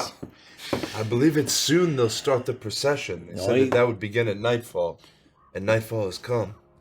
If the princess takes a front position, as I assume that she will, I think Yorn is correct, and we should stay towards the back or out of sight as much as we can. And then hopefully she's gonna leave, right? And we can do what we gotta do. This was part of the plan. I wonder what Whisperfang is up to. But the princess has had a penchant for showing defiance to everything we do, every step of the way. I would not be surprised if she tries to intervene. She has been known to break tradition and ceremony. She Everywhere we've been. She may be listening to every word that we say right now. Well, if that's the case, and she already knows what we're gonna do, then it's only a matter of time before she eats us. That means that Whisperfang is a fucking lawyer and this one's a heinous bitch. I kind of watch her reaction. I look for her reaction. You don't think that you're overheard.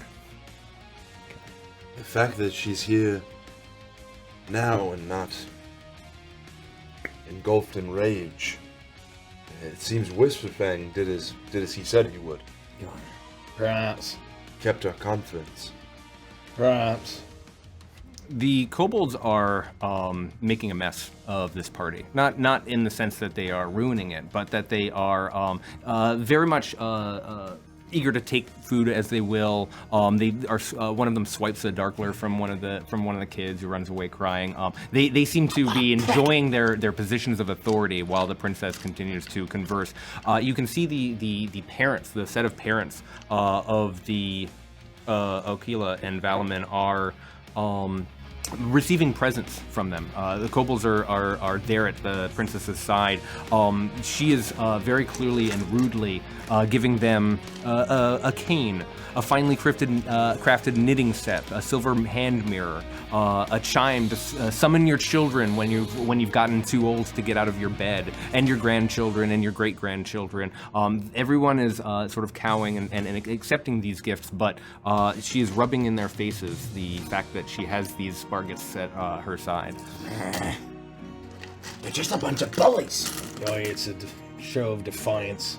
It's a show to the cabal that they're powerless in the face of the princess. We don't know what the angle is here, unless she already knows what was planned. We don't see it. I think we wait. There's no use engaging. Elder Nightbloom steps forward, and she addresses the crowd. The ceremony is about to begin, but before I wed this beautiful new couple, I must tell you all what it is, an honor it is for the princess to be here, as you all know. She came to us. We were very young, and bravely protected us from these two creatures, the creatures that you see she has still. They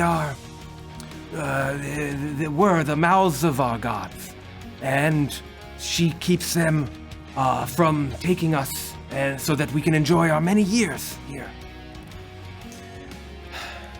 As you know, it has been a hard time. But it is because of the princess bringing us here that we are able to thrive and to be together as a people here in Argent.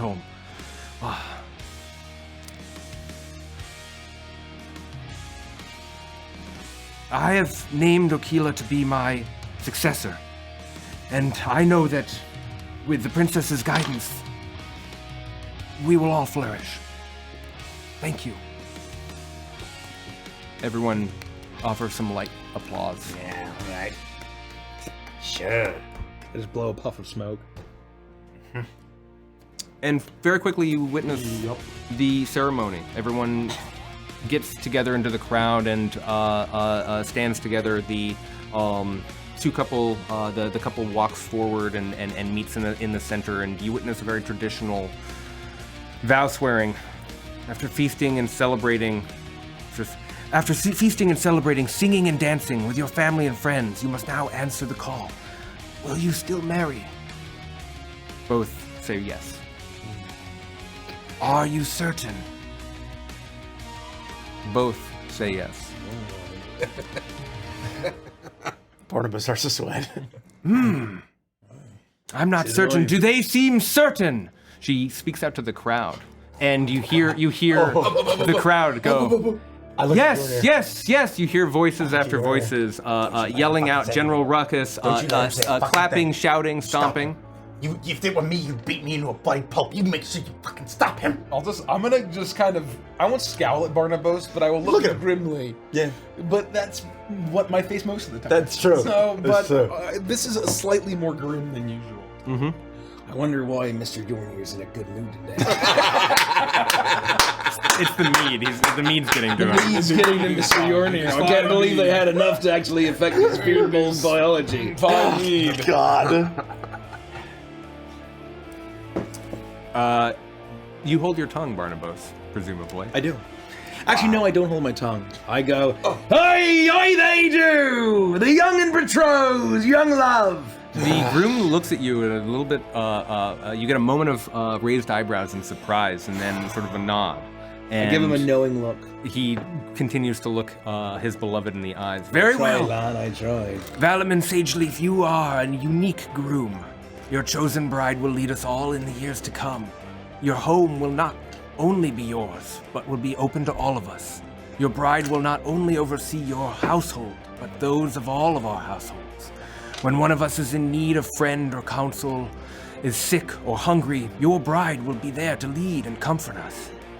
You wish to wed this woman, knowing that by doing so you become father to us all. I do. And Aquila, Honeywine, my chosen successor and dear friend, do you take this? I don't know why we're doing this music. One moment. I'm juggling. You're fucking wasted. I'm juggling Sigdus music for the whole time. All right. Somebody cut this troll off. What did you call me? God, I called you a troll. I kick scrim. Scrim, you do know creatures keepers. Every rib in my body shatters. Do you take this man to walk beside you for all your many, many years? Do you accept him as your right hand in the sacred task you have undertaken? And do you promise to always keep in reserve enough love and care for him, even when your people will need all you can spare? I do. Then join hands. Nightbloom loosely ties their left wrists to their right wrists, connecting them in a binding ceremony, a vow-swearing ceremony, a wedding. Aquila and Valaman, from this day until your last, you are united. Your bond is enduring and indestructible. Go from here as one and never be parted. They lean forward, they kiss, and you feel the rush of applause, even in spite of the princess's presence, swim through the crowd as everyone cheers for this union, for this celebration. I have a question. I'm sorry I'm asking so many questions. I feel like I'm either forgetting something or I missed something or I'm just dumb. Did we discuss... Hey, Mike, I saw that look. Did we discuss... Is there like a point that we all know that we're waiting for, or like Yes. a go word? Yes. And Is there like an I mentioned it activation to phrase? Taishen. What you know is that after this moment, they leave the district, Yep. and a procession begins, a Yes. parade of sorts, and that people start to diminish as they are less and less significant to the inner circle. Once it's only the family, you'll be miles from here, deep into the woods, and it's there that you anticipate that the final consuming ritual will occur. How many people am I expecting to be there at this consuming ritual? You would have talked about it during the dinner, and you would know that the expectation is the four of you, yourself, and the bride and groom, the four parents, and Elder Nightfall. That's what they said. No, I know. I'm usually pretty good about remembering this stuff. I don't remember any of this shit. I don't know why I'm struggling to remember all this. I just want to make sure I have it fucking It ready. is the rampage afterwards, scream. Send him into the city. Our home souls. No, I know you're kidding, but we would actually be having this conversation. Like secretly, like I don't care if anybody else can hear it. The only person I actually trust with this shit is Yornir. Yeah. And I am like trying to like figure out the optimal time and like way to pull this off. I am 100%. You would have had conversations that like Yornir would encourage you to somehow try to get Jack to like run to the city and start eating like hundreds of people. Yes, we would have been. We would have had these conversations, and I would be constantly like maybe like saying a thing to him quietly, checking on him quietly, like having these check-ins. And I would is nigh. put my trust in you guys. I'm just here to serve, to be visible as the chieftain of the Iceborn or the Icebound castaways, and to basically, when it is time to smash and kill, then I will jump into action. All right. But I'm putting my trust and faith into Yornir and the Scrim. We are on the same page. I'm usually really, really good at recap shit. I don't know why I was struggling to remember all this. I apologize. I'm on the same page now. Thank you. You see the princess clapping, having not interrupted, just present and observing things, enjoying her authority. And Elder Nightbloom claps her hands together and says, "Now we will engage, of course, in a song. a song to celebrate this terrific union.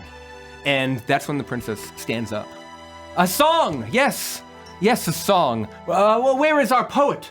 He's always up for a song. Let's see if it fucking works. And she turns and looks around, and the rest of the crowd starts to look around. And she is where is he? Where is my poet? Where is he? He can lead the song. No poet around. Oh shit.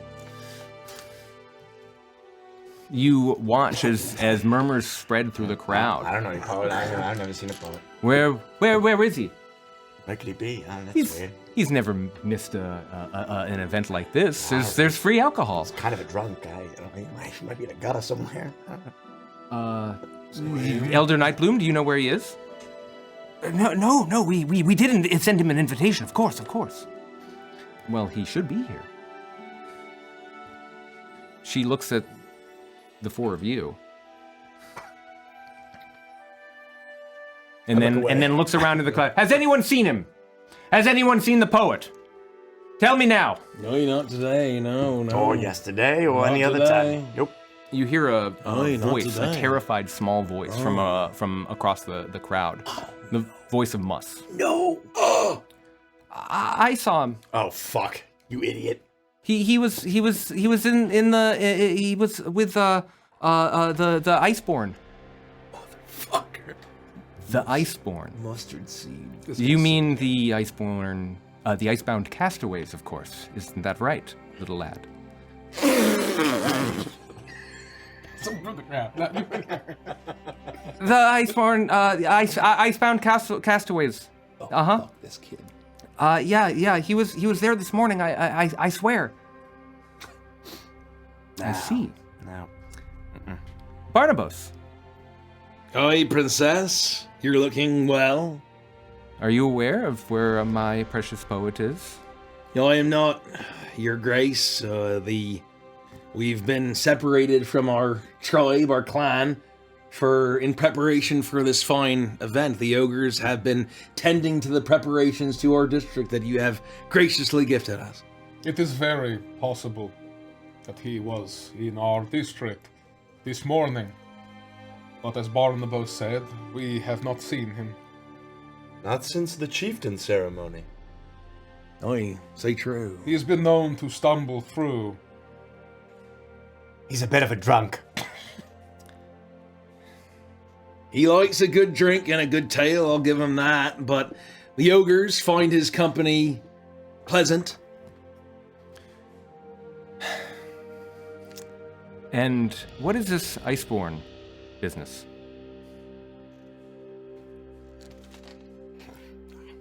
My spiritual advisor had recommended we choose a name and a moniker that best suits the nature of our very souls and the nature of our destiny. Born of ice, bound in ice. I have chosen your destiny. Not Yornir.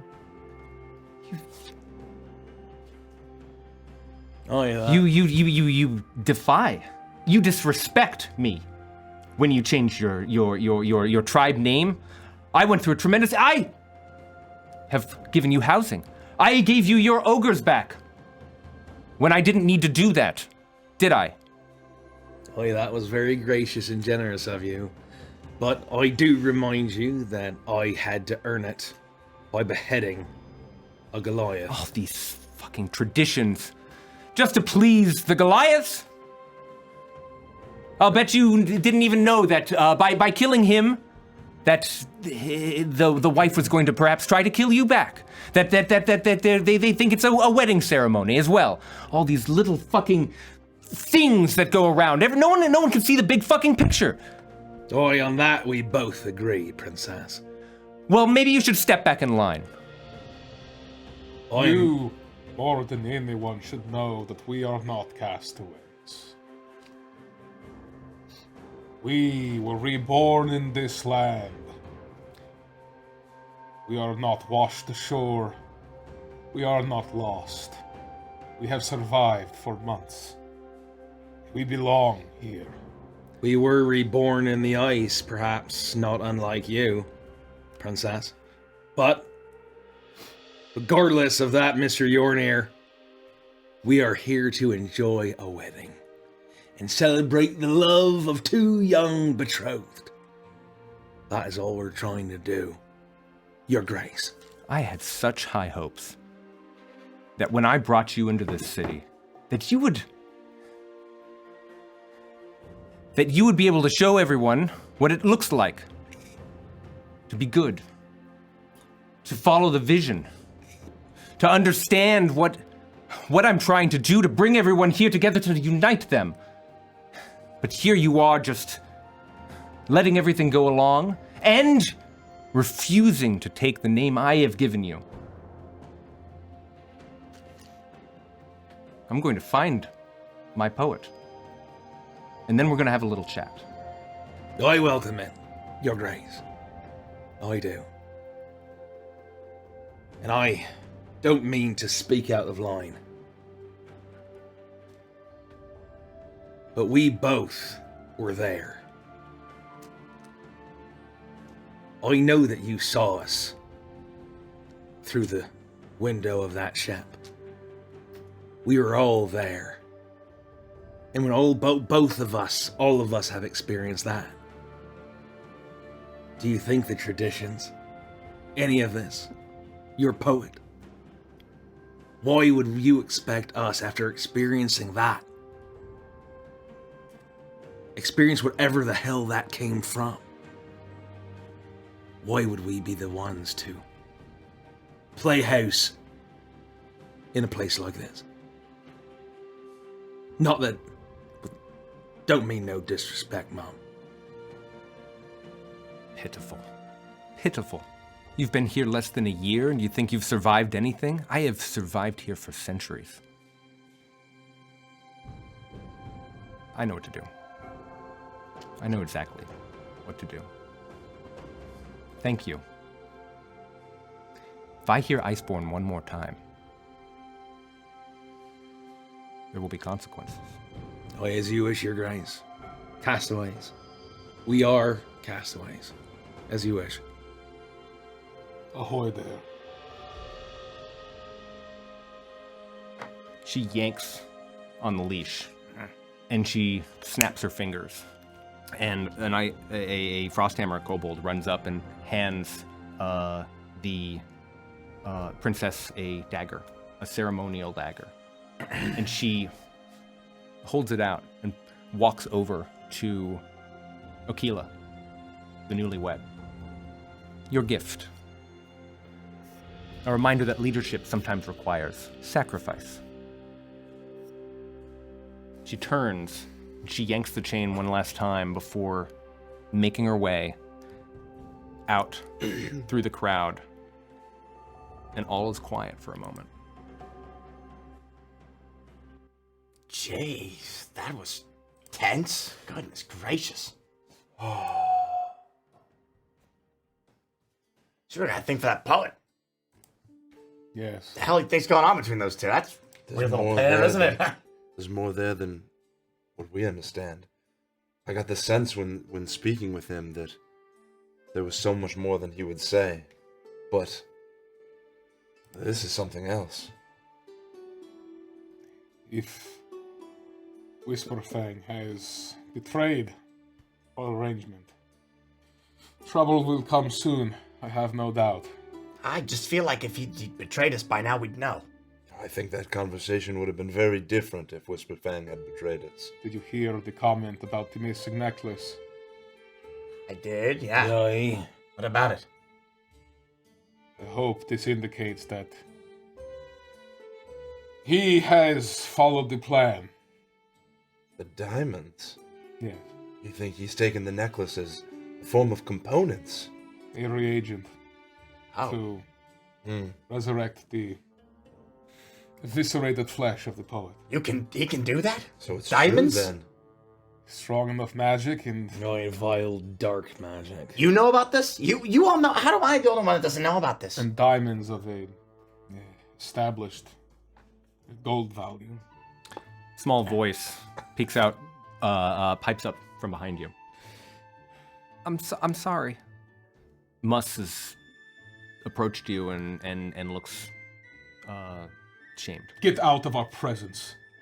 Do not interfere with our affairs ever again, young man. We wish to never see you again. Do you understand?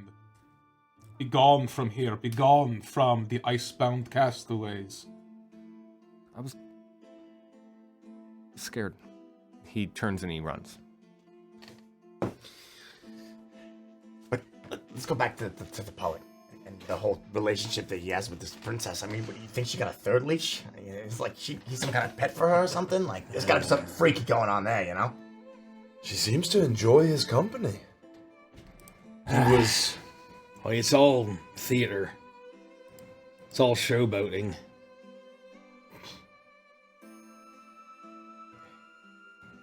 Her aims, her wishes, her whims are irrelevant. She likes him because she does. All right. If you say so. We are castaways because she wants it to be. She is whim-driven. Almost mindless and unsurprising. Boy, she is a dragon, ain't she? Yes. I don't think that she has the proper vision to face this war of the machines, if that is the case, if that is what's coming. These metal men. She believes she knows what doom is coming, but she does not. She has no clue. She believes she's close to the power to stop it. Arrogance. Yes.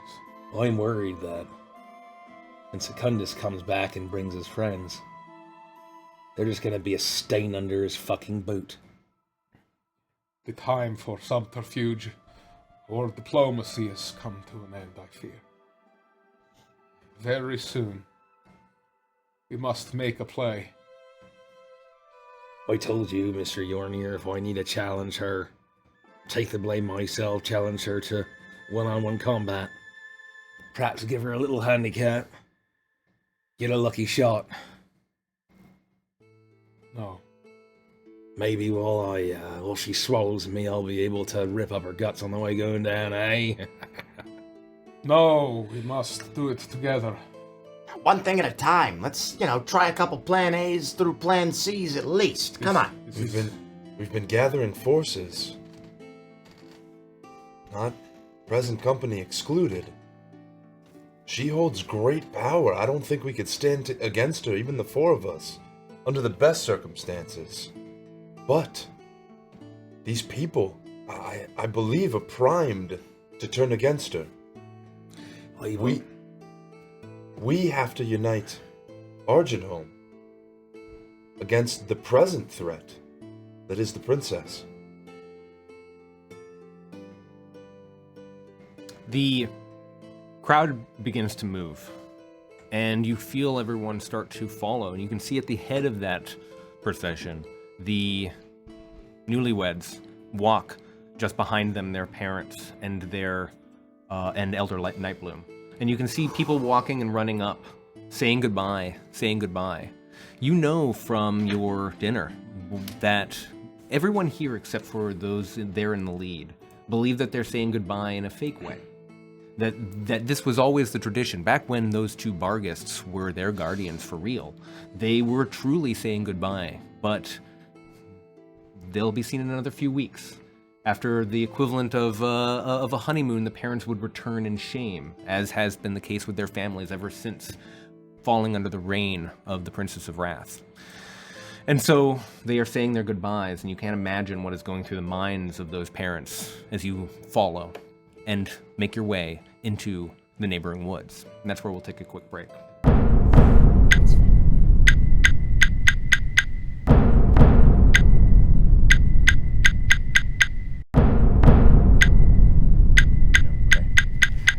As we are joining the procession at this point, You are walking along with dozens and dozens of elves. It will be very apparent, especially to Yornir, but if any of my other friends were to pay close attention to Scrim, that there is a grim determination that is he's for once not running his mouth. Yeah.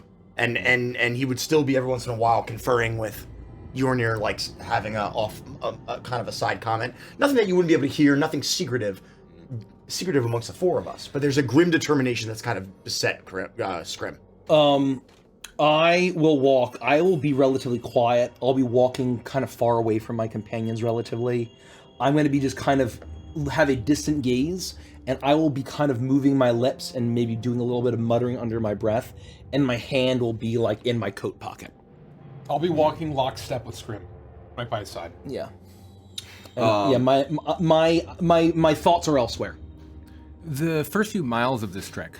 Well, I was just gonna say I would also be as close to Scrim as I could. Not like careful to not get too close if they're trying to have a very private conversation. No, we're not talking. I'm but- just next to him just in case. Yeah. Just ready. And there, I would again, there be might be like an off-word Yeah. comment, but nothing like conversational. I would be at Scrim's side, like ready, like in case anything pops off, ready for whatever comes next.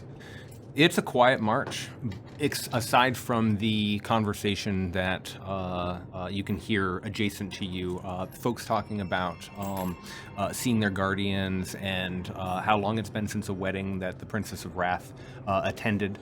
This being such a significant one, given the handing down of the matriarch's role to Aquila. And you can see people rush up. People catch up with the head of the party. Some addressing the newlyweds, some addressing the parents, giving some tearful ideas,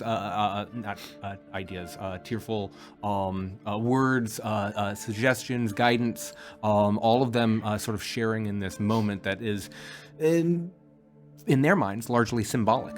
And it's in this final mile, as the procession begins to recede, people just stop walking and then turn and start to make their way back as they feel that they've said their piece, and fewer elves remain. Before it gets too small, Nimrodel walks up to the side of all four of you. We for show. We have to step away. I'm going to lead you a way around. People will be suspicious if you join the head of the party. Lead the way. We will follow you. He branches you off, and just the five of you walk through this adjacent wood. It is very similar to the wood that you remember from your truffle hunt. And you are looking at these large looming trees standing over you. It is pitch black. There is no moonlight to illuminate anything, and if you have to produce light in order to navigate the space, you do. Because without dark vision, it would be difficult to avoid the roots and trappings of the forest floor. They added dark vision to me. No way! That's fucking incredible. I mean, that makes so much fucking sense. Why wasn't that the case from the very fucking beginning? Of the sea, Thank you, Watsi. I do not either. I'll create a flame so that we can see. Unless I think that would be unwise to draw any attention to us splitting off. Then I would not. No, you are able to, once you feel that you're out of eyesight, I feel like produce it'd be like a small you holding flame. a tea candle sized flame. You know what I mean? Like you just be holding a little it small. You just sort of hold something to lead. Just enough. Nimrodel pulls out his own illumination source, and you continue to make your way through the forest as you loop around. Imagine that you're hooking towards whatever sacred spot this ritual would normally be. And after another 10, 15, 20 minutes of walking, you emerge into a small clearing, a circle of trees there in the center of the woods, and you see Elder Nightbloom, the newlyweds, and their two parents on both sides standing there saying goodbye. There's the groom and his parents saying very little. They've seemingly already said their farewells privately. They know what to expect and what's to come. You can hear the mother of Aquila. I've known you since your first breath. Live a good life, earn a good death. Farewell, good fare. And she puts her hand on the side of her daughter's cheek, and that's when Elder Nightbloom spies you and Nimrodel. You've made it. Thank you. Welcome. Come. We're here. as agreed upon. The way this usually goes is, well, once we've said goodbye, we would send the parents off into the woods to meet the 2 guardians you saw the princess has captured. Scrim, I don't know your connection to yours, but if I ask them to run, do you think he will chase?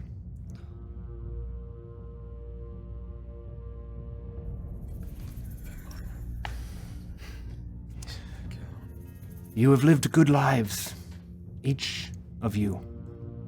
It is my honor to help you gift your souls to our gods. It's been so long, and you grant us great magics in your sacrifice. Know that your children will lead happy lives, and that they will be right behind you. Now,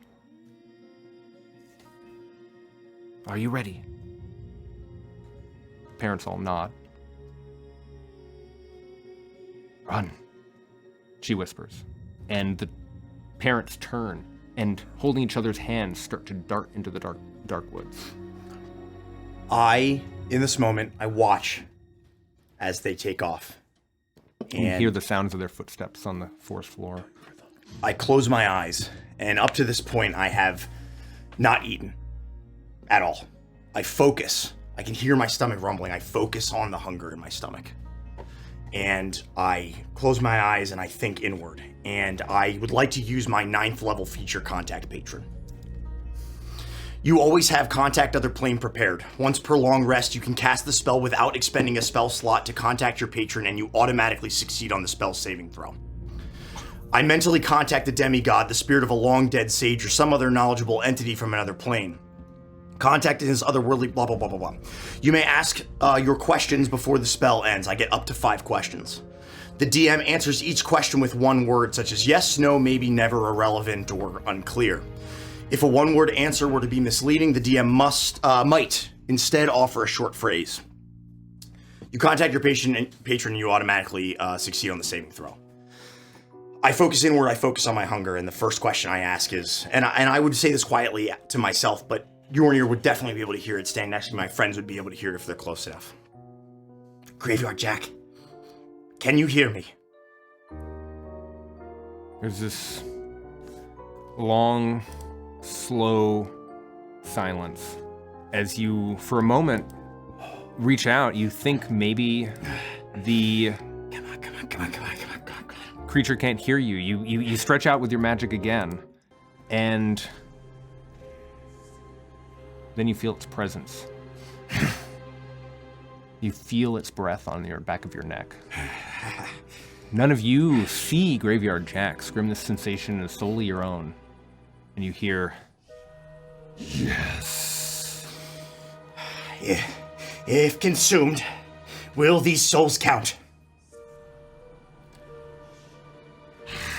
Yes. Will you come if called? Yes. Can you feel my hunger? Yes. Are you hungry? Yes. Then, Graveyard Jack, feast! Feast on them all! You're pushed forward as this massive hound jumps and rams into the side of your shoulder, and the 3 of you do see for the first time this shadow beast, this massive smoking hound, I reach down and grab burst him forward. and try You to steady him. steady Scrim, trying to keep him up, and it's gone in a second, disappearing into the trees, racing forward. A flash. The hunt. He's done it. He's done it. They're away. Incredible. Incredible, Scrim.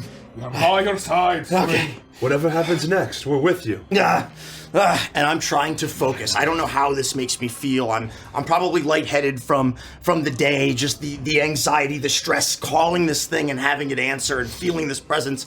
But I'm trying to focus and I'm trying to see if I can feel what it feels as it runs through the forest. You have this strange feeling of symbiosis, this strange feeling of being on the hunt. You have this hunger rising up into your stomach. You have, you can feel your heart, almost two hearts, beating at the same time, and your mouth starts to water as you hear the sounds of cries in the distance.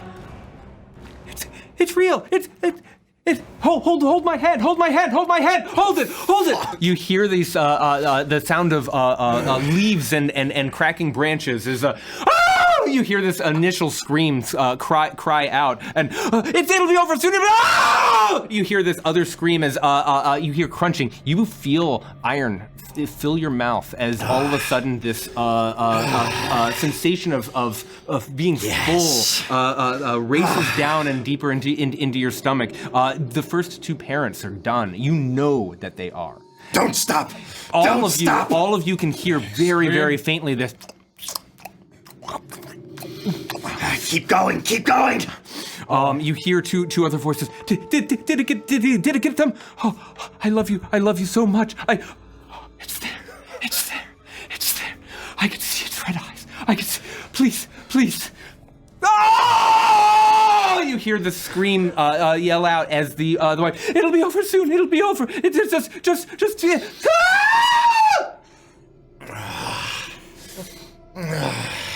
More.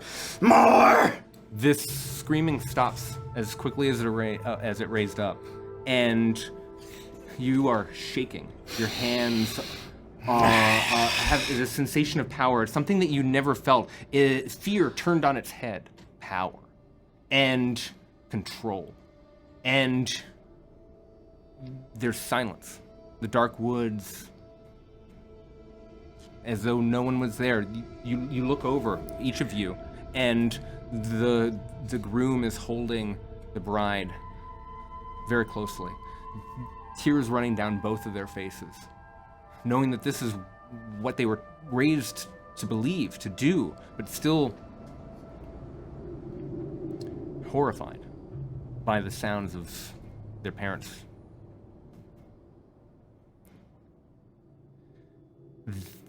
Elder Nightbloom steps forward and puts a hand on Akila's shoulder.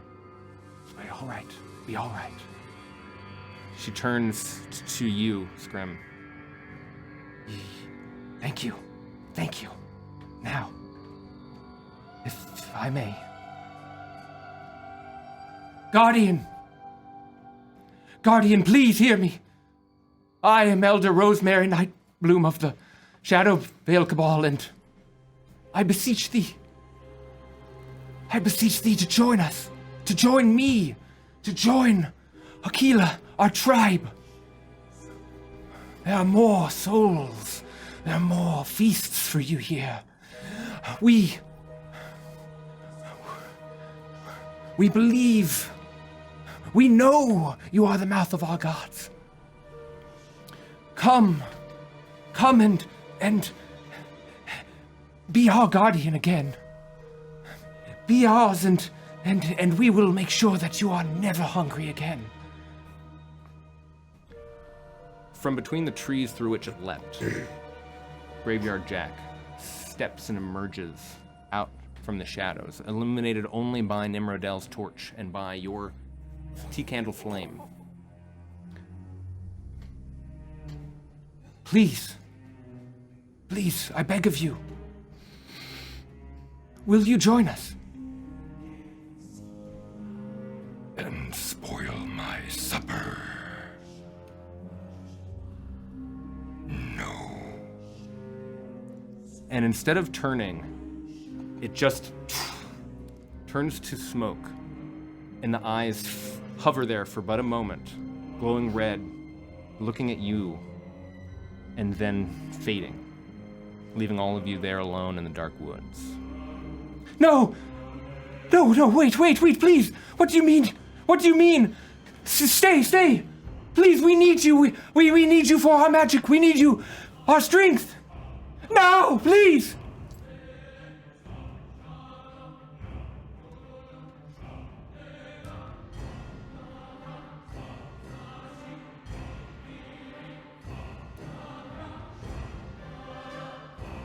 It takes a long moment for Elder Nightbloom to gather herself, and all of you stand in silence. Do I still feel a connection, or does it feel like what has happened is severed and ended? That contact, that connection, faded as the last moment those embers disappeared. The moment that this happens, the whole time that this was going on, Yornir would be there, like, steadying me, and there would be this bloodlust, this sneering, this smiling, this feeling of satiation, right? Being sated from this hunt. And the moment that Graveyard Jack begins to fade, there would almost be like a You did well. You did well, Trinket. You did well. It's gone! It's gone! It's gone! I tried to urge it on, I couldn't help myself, but it's gone! This is a good beginning. Damn it! What did you do? No. What did you tell that thing? Yeah. And we offered it hundreds of souls. Hundreds. I tried to tell it to keep going, to not stop. I just didn't, it didn't want to listen to me to a certain point, I guess. Didn't want to join us. I know, a beast like that. You saw the look in its eyes. It doesn't want to feast upon docile cattle. It wants to hunt. Aye, that's right, lad.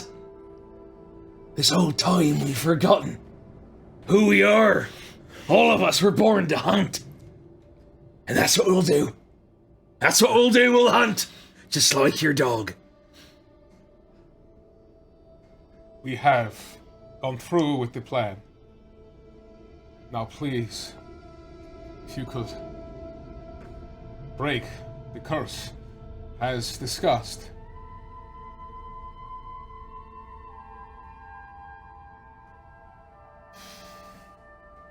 You're right. We agreed. Just like you told me, my love. I Just like. am disappointed that we do not have a guardian of our own again. But you're here, and perhaps you can compel it the next time we have a ceremony. Perhaps there's hope yet. I will use my magic. Barnabas, you have the trinket that binds you to the princess? I do. I'll rip it off of the lanyard or whatever that I would have, the cord. I spit on the snow. She holds it up and you watch it dangle and twist for a moment. And then she releases it, and as it drops, it suspends in the air and starts to turn and spin as she catches it between her two hands. She begins to speak a few arcane words. Energy crackles around it. This orb suddenly emerges, and you can see it suspended not in light, but darkling, and submerged in shadow.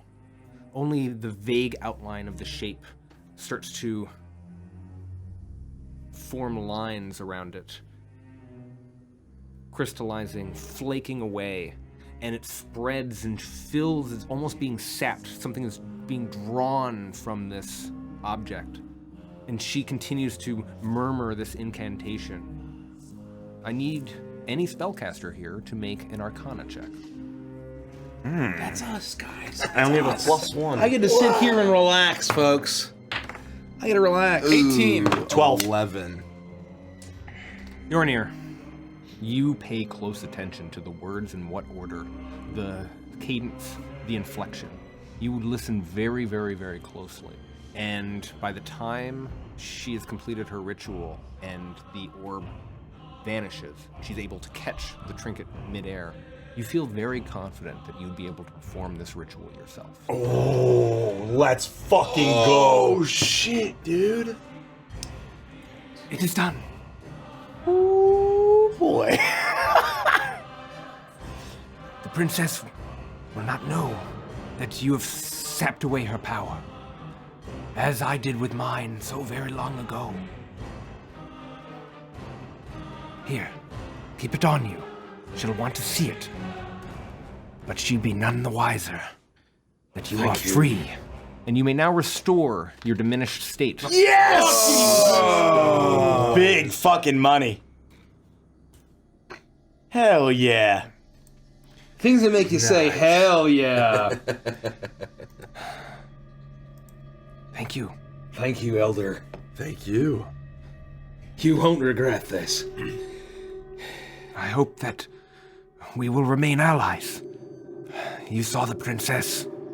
She goes off at the littlest things, always trying to crush us under her weight, under her power. We're sailing waters that we cannot return from. She will move tonight. Perhaps she's already moved. Anything that you can do to contact the other elders, the leaders of the clans, who certainly must be suffering and filled with wrath and hate as much as she is. We will lead if they need a leader. We will lead the hunt behind Mr. Stabascotch's beast. Behind the Grim, behind Graveyard Jack. Let that princess, that dragon, that monster fear the name Graveyard Jack, and all who stampede behind him and howl with him. As the chieftain says, you are wise and powerful. The time for hiding swiftly approaches the end, you must understand. I believe that my gods and yours, their goals are aligned, but please, tell your gods to prepare for blood. I will include it in my prayers. This is why I chose to come to you. Something told me that you would be able to do what I have failed to do. The other chieftains, they will not listen to me. They have refused to band against the princess. You can see why. We've been powerless. Perhaps you can convince them. Aye, we will. I have a feeling we'll be quite persuasive. Let us make our way back. You start to turn and you walk away. There's no burial or ceremony. You imagine that they are perhaps totally consumed or gone, but you do not see whatever it is that Graveyard Jack left with them. You continue to make your way through the woods back towards the district of the Shadowvale Cabal, thinking of what it will take to perhaps overcome this mercurial villain. And that is where we'll call tonight's session. And you all level up. Level 10? Shit. What? Thanks for running the session, Derek. Thank you. Yeah, thank you.